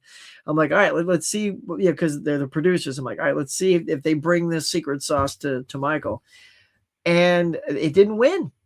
And I hate to say it, but I mean, that was a really great movie. It probably should have won Best Picture over Green Book. I mean, I'm throwing shade on Green Book, but that Green Book was the best movie? No, I was like, what? Like, hardly anyone's even seen this, but I don't think anybody wanted to touch Bohemian Rhapsody because of Bryan Singer. If it had been anyone else directing that movie, I guarantee it would have won Best Picture. And there's no controversy over Queen or, Freddie Mercury, but there is controversy over Michael, but not the filmmakers. Anton Fuqua has no controversy. So it's like we're dancing that line again. It's just going to be interesting. We'll see what happens in about a year, because that's when the next awards are going to come. But I mean, they're both worthy. We shall see if anybody else agrees come that time. You've never watched The Boys. Well, there you go. See, we got a trade-off, man. You watch The Boys, although it's pretty graphic, but it's fun to watch. And I'll try to, kick it into gear more with my Game of Thrones stuff.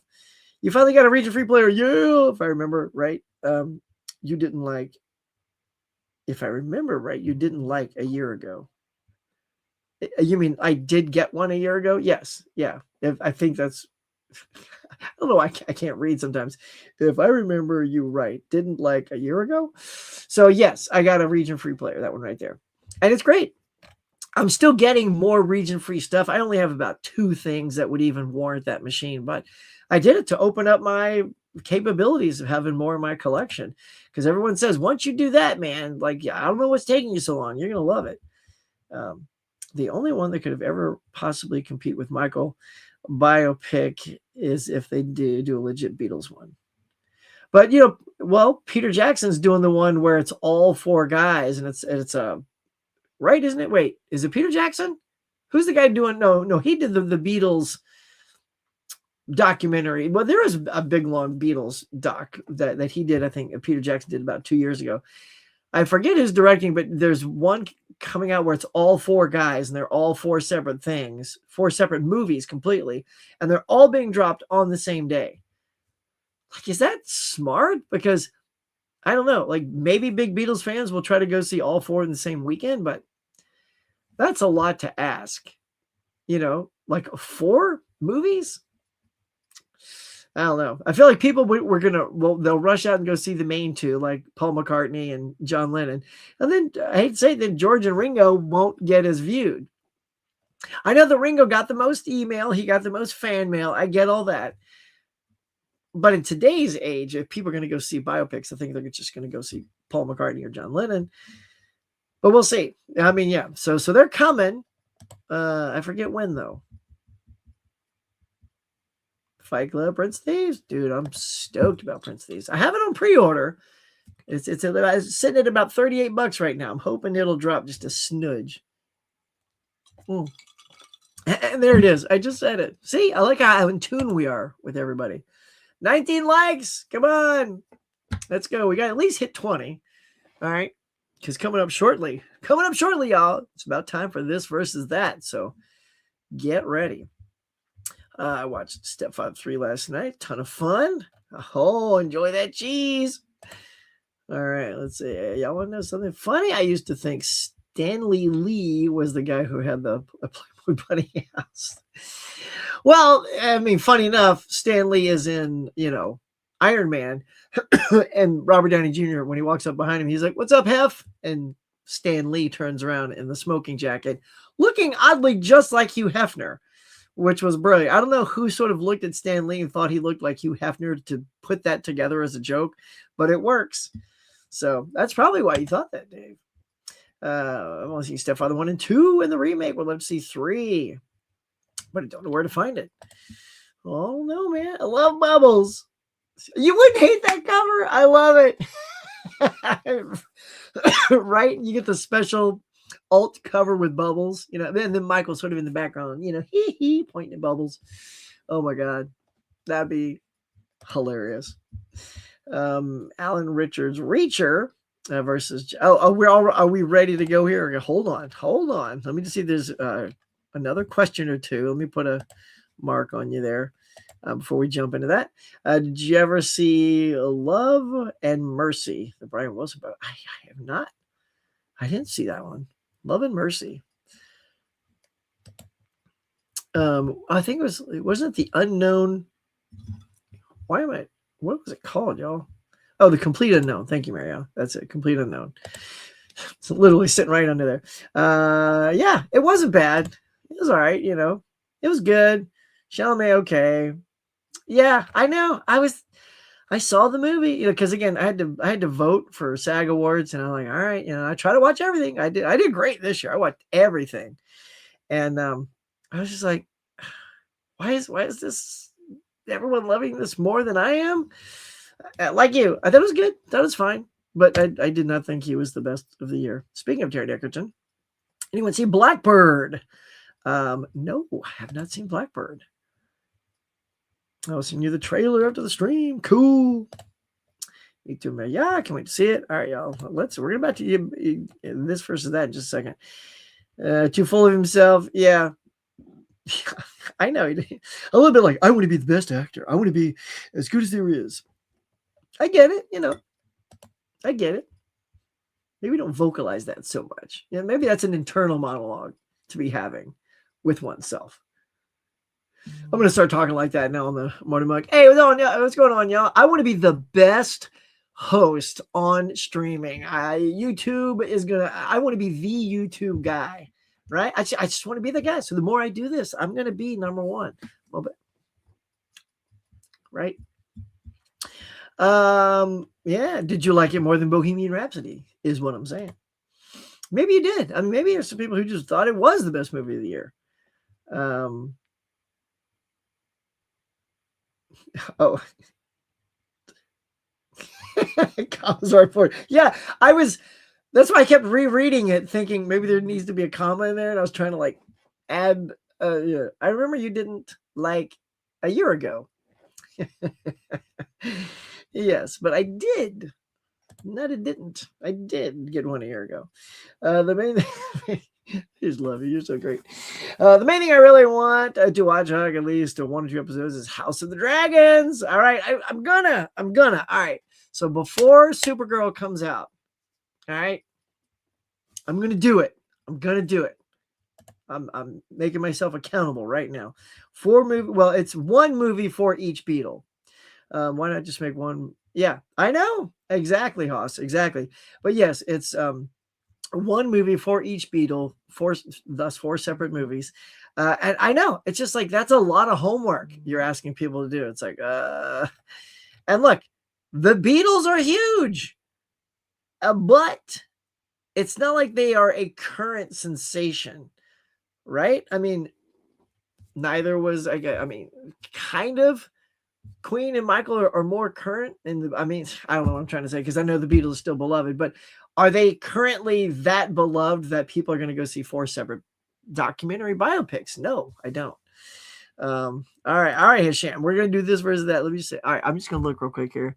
Step out 3. I might just blow through some of these here. Get back. Oh, is this the Peter Jackson one? People ate up. Get back. Released Beatles anthology. I don't think 4 movies is too much. Right. I mean, that's the thing. Yeah, I'm just saying that. Yeah, I'm with you. Releasing 4 in the theater at the same time, making audiences to either choose or go see all 4. That's expensive. That's an expensive. I mean, if it's $16 and you get popcorn, it could be just $100 for one person to do all those movies if you're going to get drinks and snacks and all that stuff. But yeah, I know that people will watch it for sure. Millie, okay. All right, you guys are just jamming on these. Sorry, hang on. Love and mercy. All right, well, we might just do. Oh, you're so nice. You are the YouTube guy. Damn right. Moody knows what's up. Damn right. Let's go, people. All right, you know what? All right, I dig it. Let's just go ahead and do it. We're just gonna. You guys are funny. Let's just do it. It's now time for this versus that. Let's just do it. All right, you guys have been great. It's 9:30. I can only do these this long when I'm not working. I'm going to be starting a job next week, so these are going to be cut in half. So we are not going to be able to have as much lingering leisure time with one another, but we are ready to get it on with some of this versus that. Where did I've already hit the thing too quickly. All right. Yeah. All right. So let's get this up. Let's do it. All right. If you don't know, this versus that is what we like to do, is where you just give me 2 things to put against each other. And through my own preference, I will tell you which one I prefer. So let's do this. No, switch it to that. See, this versus that. I picked this layout. All right. So here we go, y'all. We're going to play a little this versus that. Let's see what you got. Get them coming in. Who knows? Maybe Bubbles will show up in this one. All right. So Alan Ritchson, who plays the Reacher, and John Krasinski as Jack Ryan. Man, right out of the gate, these are good. These are both really good. I love the performances of both of these guys. For these roles, I think they're kind of like quintessentially the go-to performances. Like, I love Harrison Ford as Jack Ryan. I even like Alec Baldwin. Tom Cruise in the first Jack Reacher was fine. Again, because I didn't read the book, so I don't know that Reacher is supposed to be built like Alan Ritchson. So if you don't know that, Cruise is great in the first Reacher movie. I think he kind of phones it in. I never accused Tom Cruise of phoning it in, but Reacher Part 2, whatever that thing is called, feels a little phoned in. It like the action was kind of sloppy. Yeah, I didn't care for that. However, let's get to these 2 guys. I'm going to say, because one sort of just gets me more excited that when the new season comes than the other, and that's going to be Alan Ritchson's Reacher. I like Jack Ryan, but I fell off a little bit. Like, I don't even think I've seen the last season. Whereas Reacher, when that comes out, I can't wait to stay on top of that, watch every single one. I think Alan Ritchson is terrific as Reacher, especially now that I know that's how big the character is supposed to be. The guy's like a brick shithouse. And he's fantastic in the role. He sells it extremely well. So when it comes to these 2 guys, very good job out of the gate, Dave. But I'm going to say my preference is for Reacher's Alan Ritchson. All right. All right, what do we got? What do we got, y'all? I'm just gonna scan down there. Yes, yes, Hisham. This versus that is here. Okay. All right, so this is Millie Alcock Supergirl versus Helen Slater Supergirl. This is not a competition that can be done right now, because right now you have to really go with Helen Slater, right? Because the movie hasn't come out yet. Yes, the trailer looks really good for Millie Alcock. She looks like she's going to do a great job, but until I see the movie, I think it's unfair to Helen Slater to pick Millie Alcock until we see exactly what Millie brings to the table. You can tell they're two different Supergirls, though. Helen Slater's was more of a naive, sweeter Supergirl because they were just playing up the femininity at the time in the 80s with that version. And this one's a little bit more dramatic, has things going on in her life that affects her, and I think she's going to kill it. I can honestly look. I even have the poster hanging over there, but I do feel once I've seen Supergirl the movie, I'm pretty confident I'm going to pick Millie Alcock, but I'm just being fair for right now because the movie's not out to go with Helen Slater. All right, y'all. All right,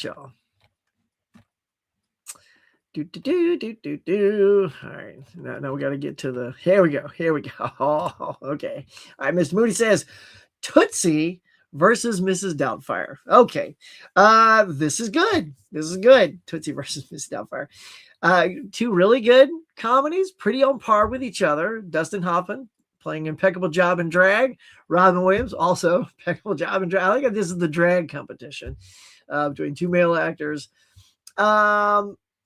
And look, so this is good. Like one was actually nominated for an Oscar here. So Tootsie was an Oscar-nominated film, and Dustin Hoffman himself also nominated. Mrs. Doubtfire didn't quite have that same pedigree. However, it's irrelevant because Robin Williams slays that movie as Mrs. Doubtfire. I think he crushes every scene. But when comparing these two, I'm going to have to say which one just sort of delighted me more. Like they're both really solid, but I gotta go Robin Williams, right? Mrs. Doubtfire. He owns that movie. He just takes that character to another level. He throws his face in a pie because he's not wearing the makeup prosthetics yet, so he's got to hide his face. Hello, he puts his fake chest out because they get on fire. I don't know. There's just something about Robin in that movie that sticks with me a little bit more than Dustin, even though I think Dustin is terrific in Tootsie.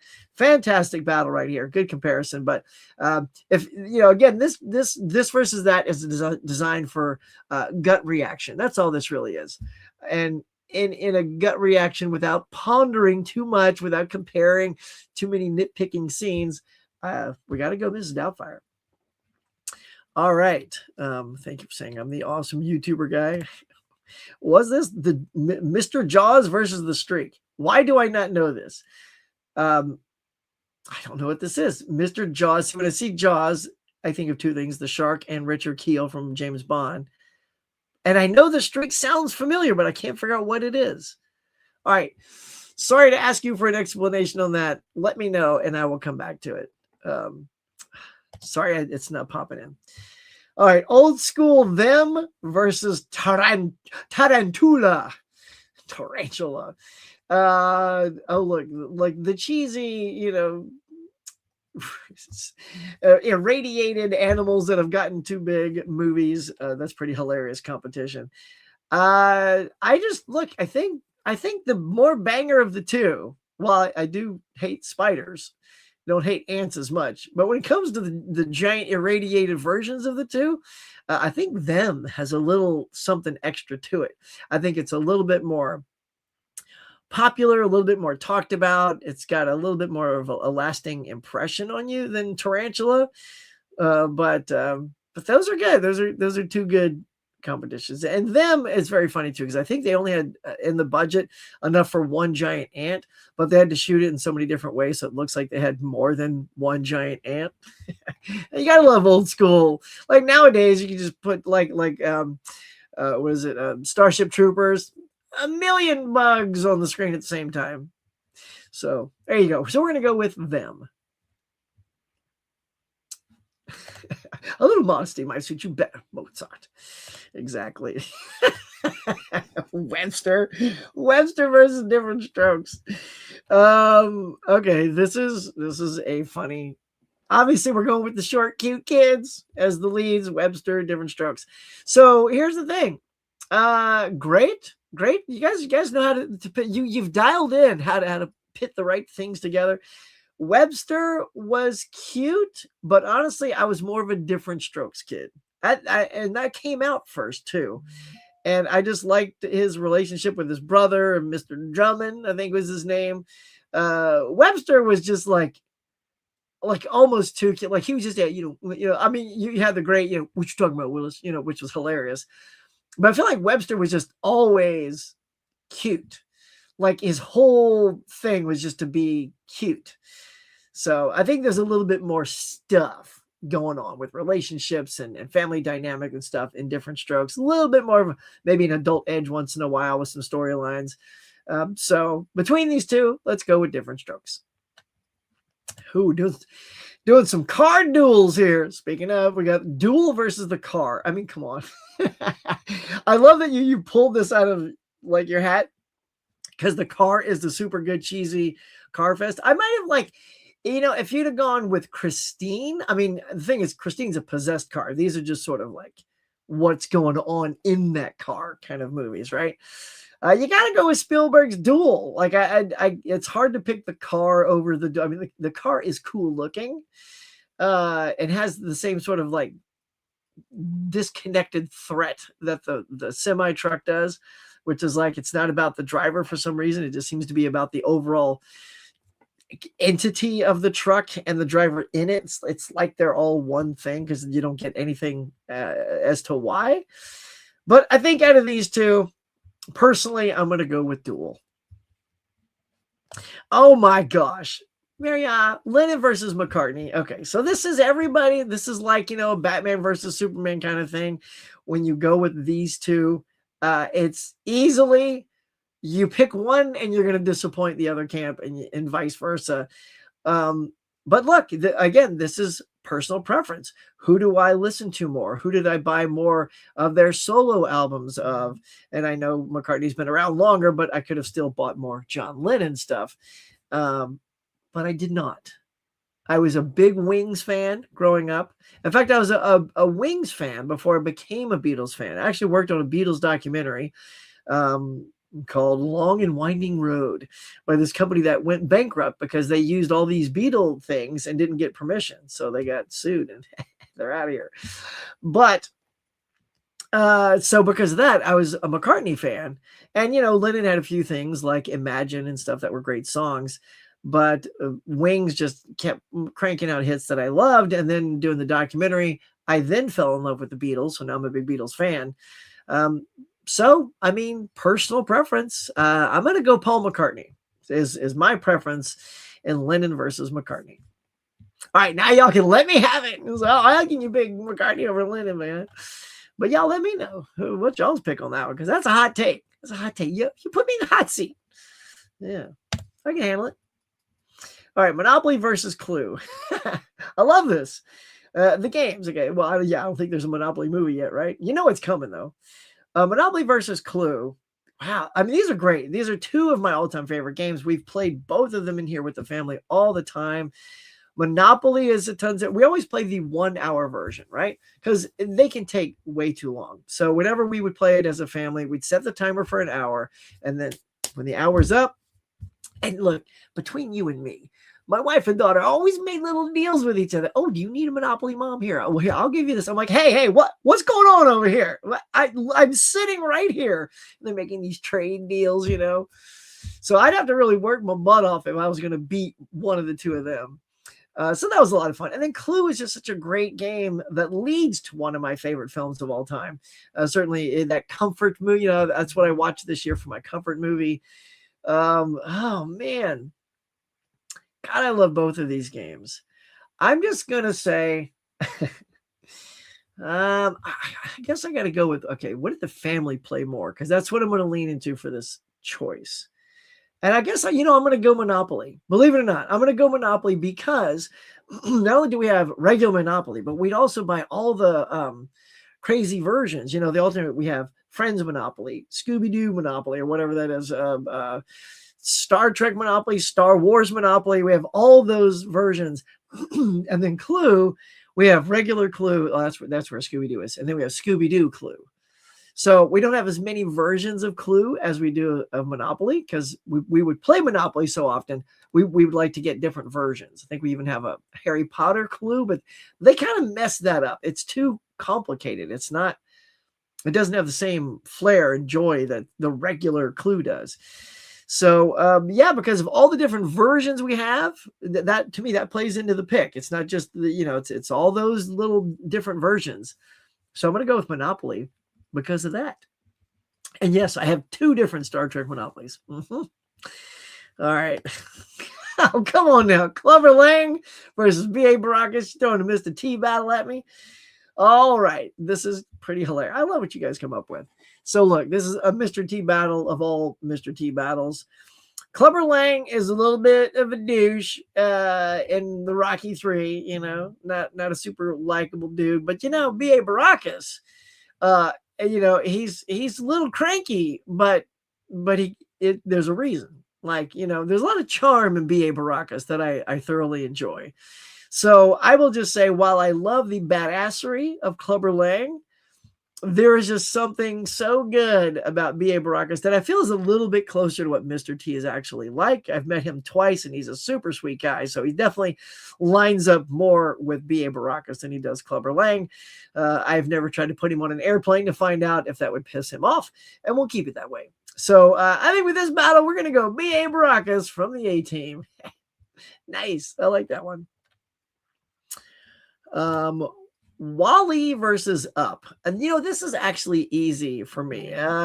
While I think both are good, I feel like one was a little overrated for me, a little overblown, and the other one just sort of enchanted me and blew me away. And with that statement, it's hard to know where I'm going, right?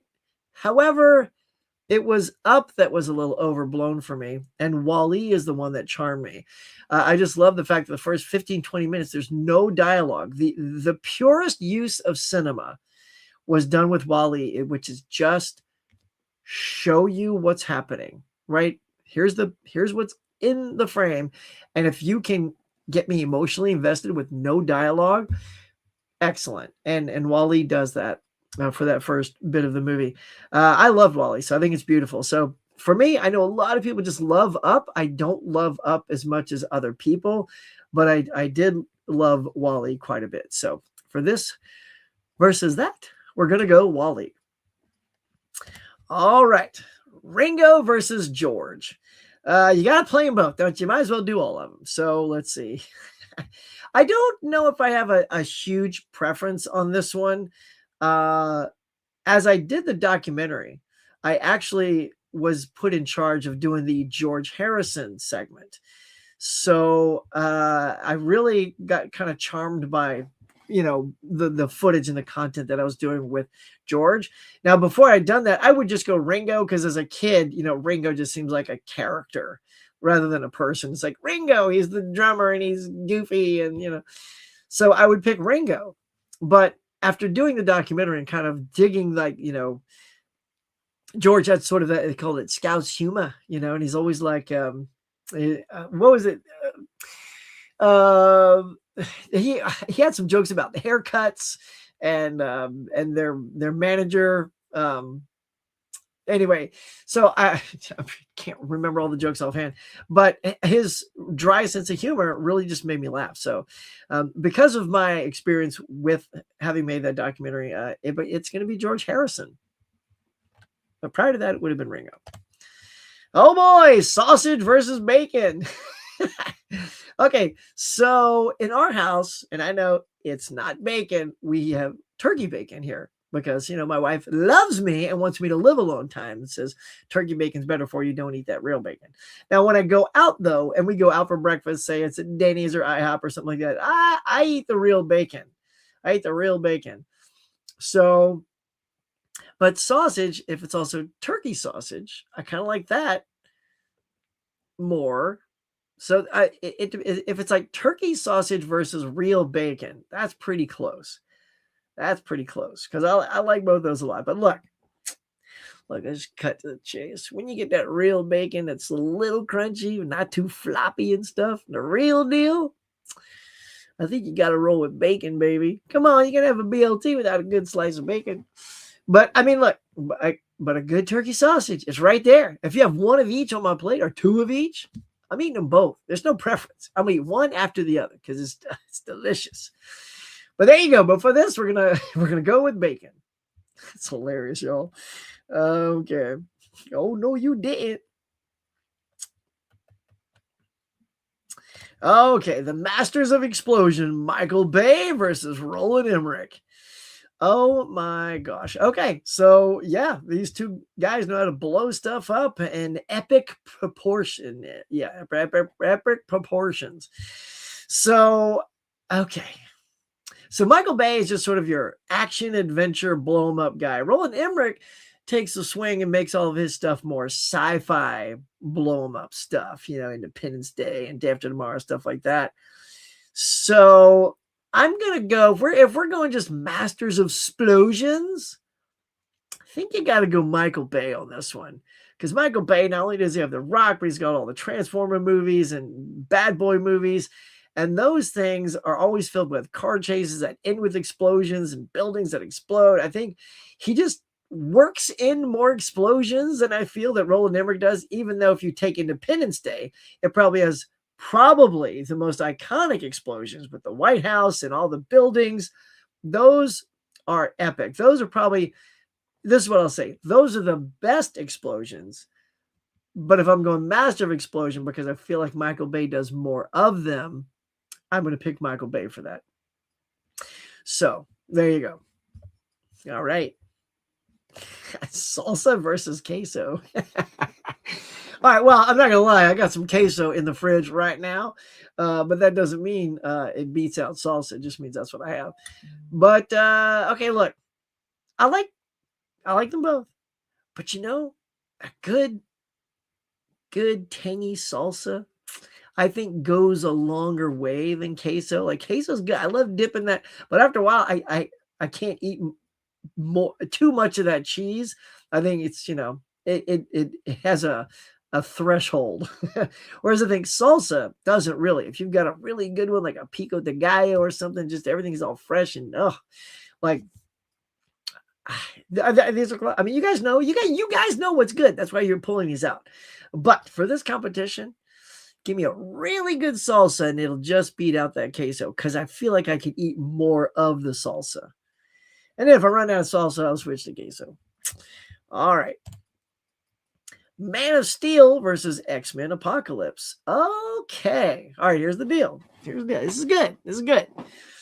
So, I'm a Superman fan, but I was not a big Superman fan with that Zack Snyder stuff. I think Cavill's good in the role, but it's sort of like Brandon Routh. Like Brandon Routh played a great version of Superman that I would love to have seen in a better movie. Same thing with Cavill. I feel like he was good, but not in a great movie. I really like Apocalypse. I think that's a cool movie.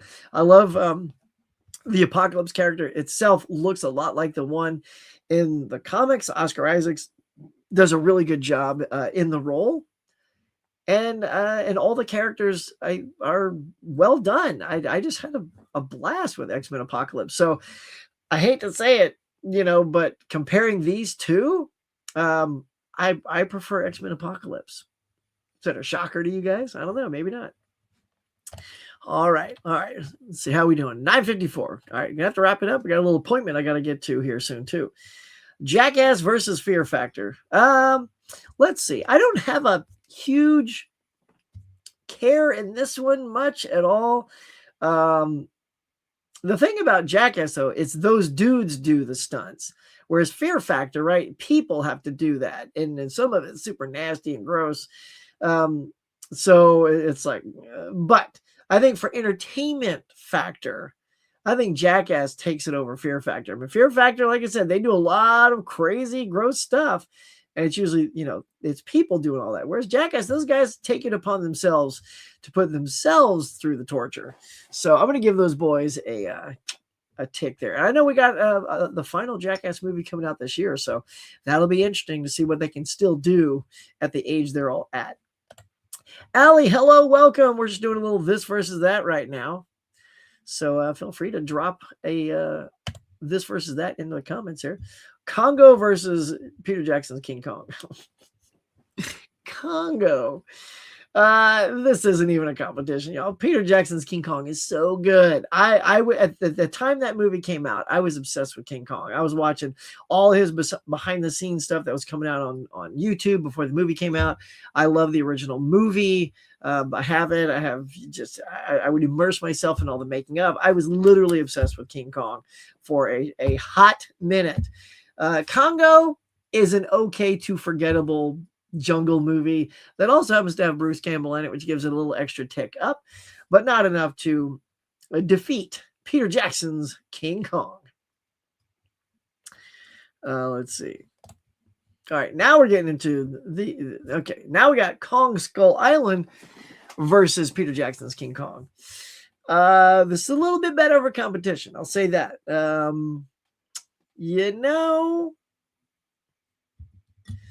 All right, so Peter Jackson's is more faithful to the original story, kind of has the same plot lines, whereas Kong Skull Island reinvents it so that we can have a monster verse. And I kind of laugh that he's not as big as he's going to get. I love that it's like, Kong, he's still growing. And they even throw that one little line in to let you know he's going to be battling Godzilla soon. And he's not quite big enough. That's why when he picks up Fay Ray, she fits in his hand. Back in the old days, he was a little smaller, so he would hold her and she'd stick out of his hands. Whereas, in that, she fills the hand, and now he's so big, he's just, they're the size of his fingertip now. So, I'll lean towards Kong Skull Island on this one. Yes, I love the Peter Jackson. Don't get me wrong. I got it right up there. A nice little hard box that I made for it. Kong Skull Island, though, it's I would say there's a bigger fun factor to Kong Skull Island. I think there's more heart and emotion in Peter Jackson's. So maybe it just depends on the mood I'm in. But if I'm just in it for just like fun time, Kong Skull Island's got a little bit more of that quality to it. So for this one, we're going to go ahead and pick Kong Skull Island. All right. All right. Sin City versus 300. Two very stylized movies, right? So Zack Snyder and Robert Rodriguez. Wow, that's an interesting little battle there. I kind of like that you picked it. Those are almost all visually done in post, both of those movies. Wow. I haven't seen either in a long time, but and 300, again, visually fantastic. Gerard Butler's performance is great, but Sin City also sets a tone, mood, atmosphere that Miller created in his comic book.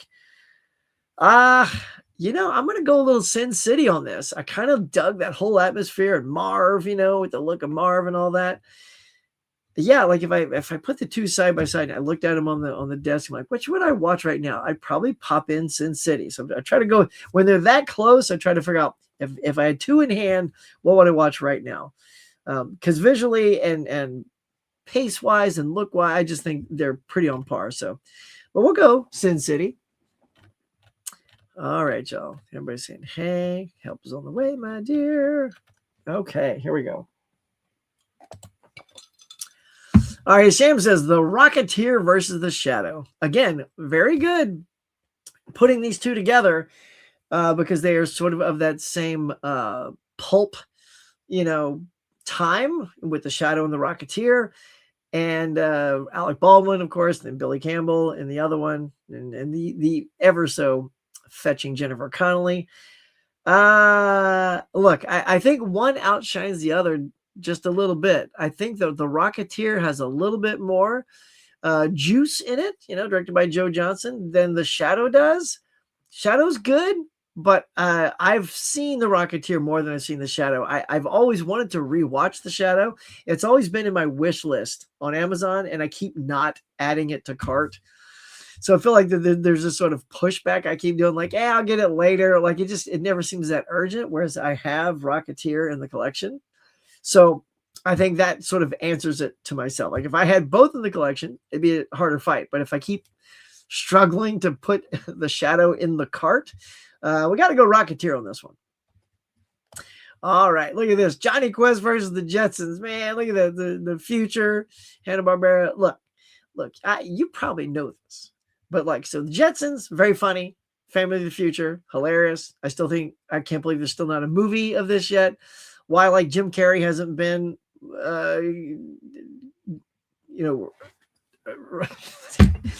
recruited to play George Jetson, I'll never know. But look, Johnny Quest is one of the greatest cartoons of all time. I love Johnny Quest. I love the adventure aspect of that cartoon. The animation style in that thing was so good. The sound effects used in that, the music used in that, I think that cartoon was ahead of its time. Came out in the 60s. It was played in the evening as a sort of a family show. It wasn't, played at cartoon time. Same thing with the Flintstones and Jetsons. These were all like prime time shows. But the adventure quality of Johnny Quest and the look I just love, even though it was like very limited animation. I think it still visually told the stories with absolute style. So, and I would love to see a movie of both of these. And I'm shocked that we still haven't seen a live action version of either one. But man, hands down, dude, all day, every day, I'm going to go Johnny Quest. Hell yeah. All right. Carlisle, can't type. Yes, the first day as a woman, I'm already having hot flashes. So hilarious. Hello, all that good stuff. Oh boy. All right, let's see. Hang on, let me just see if I can do. All right, I'll do 3 more, y'all. 3 more, because I do have to get going. So I'm just gonna have to cherry pick. And again, if I don't do it, I'll come back. Wow, you guys are really like, this thing is full. It's only because I have to get going for an appointment. So yeah, don't put any more in. God, there's so many, y'all. There's so many. Oh my gosh. What do I do? Good heavens. You guys got some small. That's funny. Gee whiz, y'all. You guys are really good. All right. So if I got to the bottom, I'm gonna roll back up here.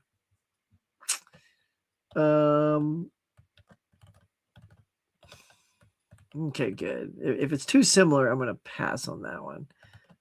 All right, hold on. God, you guys got some bangers. Sorry, I can only do 3 more, but I'm gonna try to do ones that haven't used anything yet. I saw one up here. My goodness, y'all. Hold on, we're getting there. This is how much you guys have. Okay, all right, we'll start with this one, Stacy. So Swordfish versus Face Off. I love both of these movies. Nobody talks about Swordfish enough. Everyone's always referencing Face Off, which I think is super good, cheesy, John Woo fun. But Swordfish is super good too. Hugh Jackman, Halle Berry, hello, Halle Berry. And that just came out as an Arrow release, and that was really nice. Face Off needs a facelift, if you will, an upgrade into something cooler. But okay, wow, these are really good. These are good. But I will say, I love the cheese factor of Face Off. I love the John Woo stuff. But there's something about Swordfish I really dig. And of course, Travolta's in both movies. He chews up the scenes in both movies, so you can't fault him for either one of those. But I'm gonna go with Swordfish on this one. I just really like that movie. I love Face Off too. I think if it was like maybe Face Off versus Con Air, which I think we've had before, and I forget which way I leaned, but that's always a good opponent. I will say Face Off is a good opponent, but for this battle, I'm gonna go Swordfish. Okay, all right. Now we're gonna just do just a couple more. All right. Oh, all right. Because you did this last week, Stacy, I think you did this last week, Matt Houston or Beretta. In case y'all don't know, because of my younger crowd here, Matt Houston and Beretta. Beretta was more of like a 70s to early 80s, I think, drama, like cop show. And then Matt Houston was an 80s cop show that kind of came on the tails of Magnum PI. He was this rich Texan who drove a freaking Excalibur as his car. And Beretta was a little bit more of a street cop with a freaking, toucan, or what was it? A cockatoo as his bird. I think Fred, was it? No, Fred. That was the name of the dog from Smokey and the Bandit. It could have also been the name of the bird. But two good on par cop shows from the 70s, 80s. But personally, I have a little too much fondness for Matt Houston. I think that was a fun show. I loved the Excalibur car. Always was fantastic to look at. And what the hell, Sharon? So I was even on a date once, y'all. Yeah. And we were at her house, and she had Matt Houston on. I thought, oh, she likes Matt Houston. Huck, she was trying to get cozy with you, but I was like, yeah, freaking Matt Houston. Yeah, didn't quite have as much game back then as I do now, but there you go, Matt Houston. It was good. Why not? I'll tell you. All right. So that's that. Now let me see. Allie, do you have one? I haven't done one for Allie yet. So if Allie has one, we're gonna do that. Allie, do you have one? Because I know I've done one for most of you guys. Come on, Allie. Where are you at? Are you in there? Allie, do you have this versus that? Otherwise, and I'm just going to keep getting lower. So sorry if I do sausage. We did sausage. Are you doing yuck on that one? Oh, you don't like either? That's funny. Sorry, I just said because, Allie just popped in once. Or Allie or Luke or Laren, somebody who haven't done one for yet. Tag of Blue, I don't think you've done one. You guys have a lot here. Okay, well, yeah, it got a 4K from Kino. Yeah, I guess I was just thinking like a nice Aero box, but yeah, it did get the 4K. I see some of you have to cut out Swordfish rules. Nice. All right, well, I guess I'll just roll up, and the first one I hit, it's gonna be another. Hang on. Sorry, Stacey. I did 2 years. Let's just see if I got one. Okay. So we do Marriott, Stacey, because I did 2 years. All right. Is this thing on? Oh, look at you. Stop paying attention to me, because you're just crushing me. You're just crushing me. Is this thing on? Versus Rental Family, my 2 favorite movies of last year. Why? Make it easy for me. Just things light years apart, so I can happily choose my favorite. Oh no, not you. You got to make it really. You got to dig in. Is this thing on? Rental Family? Oh, man, I love both those movies. Love them. Rental Family is like the feel-good movie, man. It's like a Ted Lasso kind of vibe when you leave. And Is This Thing On? Just fantastic performances. But look, I guess I just have to be honest and go. I have to do it this way. Last year when I made my top 10, I did put Rental Family at 2, and Is This Thing at number 1. So if I'm putting my money where my mouth is without thinking too hard, then I have to go with Is This Thing On over these 2, because I put them in that order. It just seems fair. It seems weird to put them at 2 and 1 and then tell you that Rental Family is my fave. I haven't rewatched either yet, so I'm not able to put one over the other. Perhaps on a rewatch for both of these, Rental Family will kick out Is This Thing On. But until then, we're going to have to go with Is This Thing On? Bravo, Marianne. Bravo, everybody, for giving me all these things. Again, you guys you're killing it. There's just too many that I can do in the time frame, but I got to get to a little medical checkup. It's just my old annual checkup, but I have a feeling I'm in peak physical condition, but I do have to get there on time. But you guys have been fantastic doing this versus that and just hanging out and all kinds of fun stuff. So thank y'all so much for always coming back here every Tuesday talking about movie news, box office, new releases, playing a little game of this versus that. It seems like you guys really enjoy that. So you guys really pushing my buttons, getting these challenges. They're too tough, but I can handle it. I'm handling it because I'm tough. I can do it. But let's do it all again next week, y'all. Let's just come on back and share the love. So until next time, y'all, have a fantastic rest of your week, an excellent weekend, and we will see you next week. Have a good day. Thank you to all my Cafe members for their support. And if you'd like to be a Cafe member to help support the channel, please consider hitting that join button now.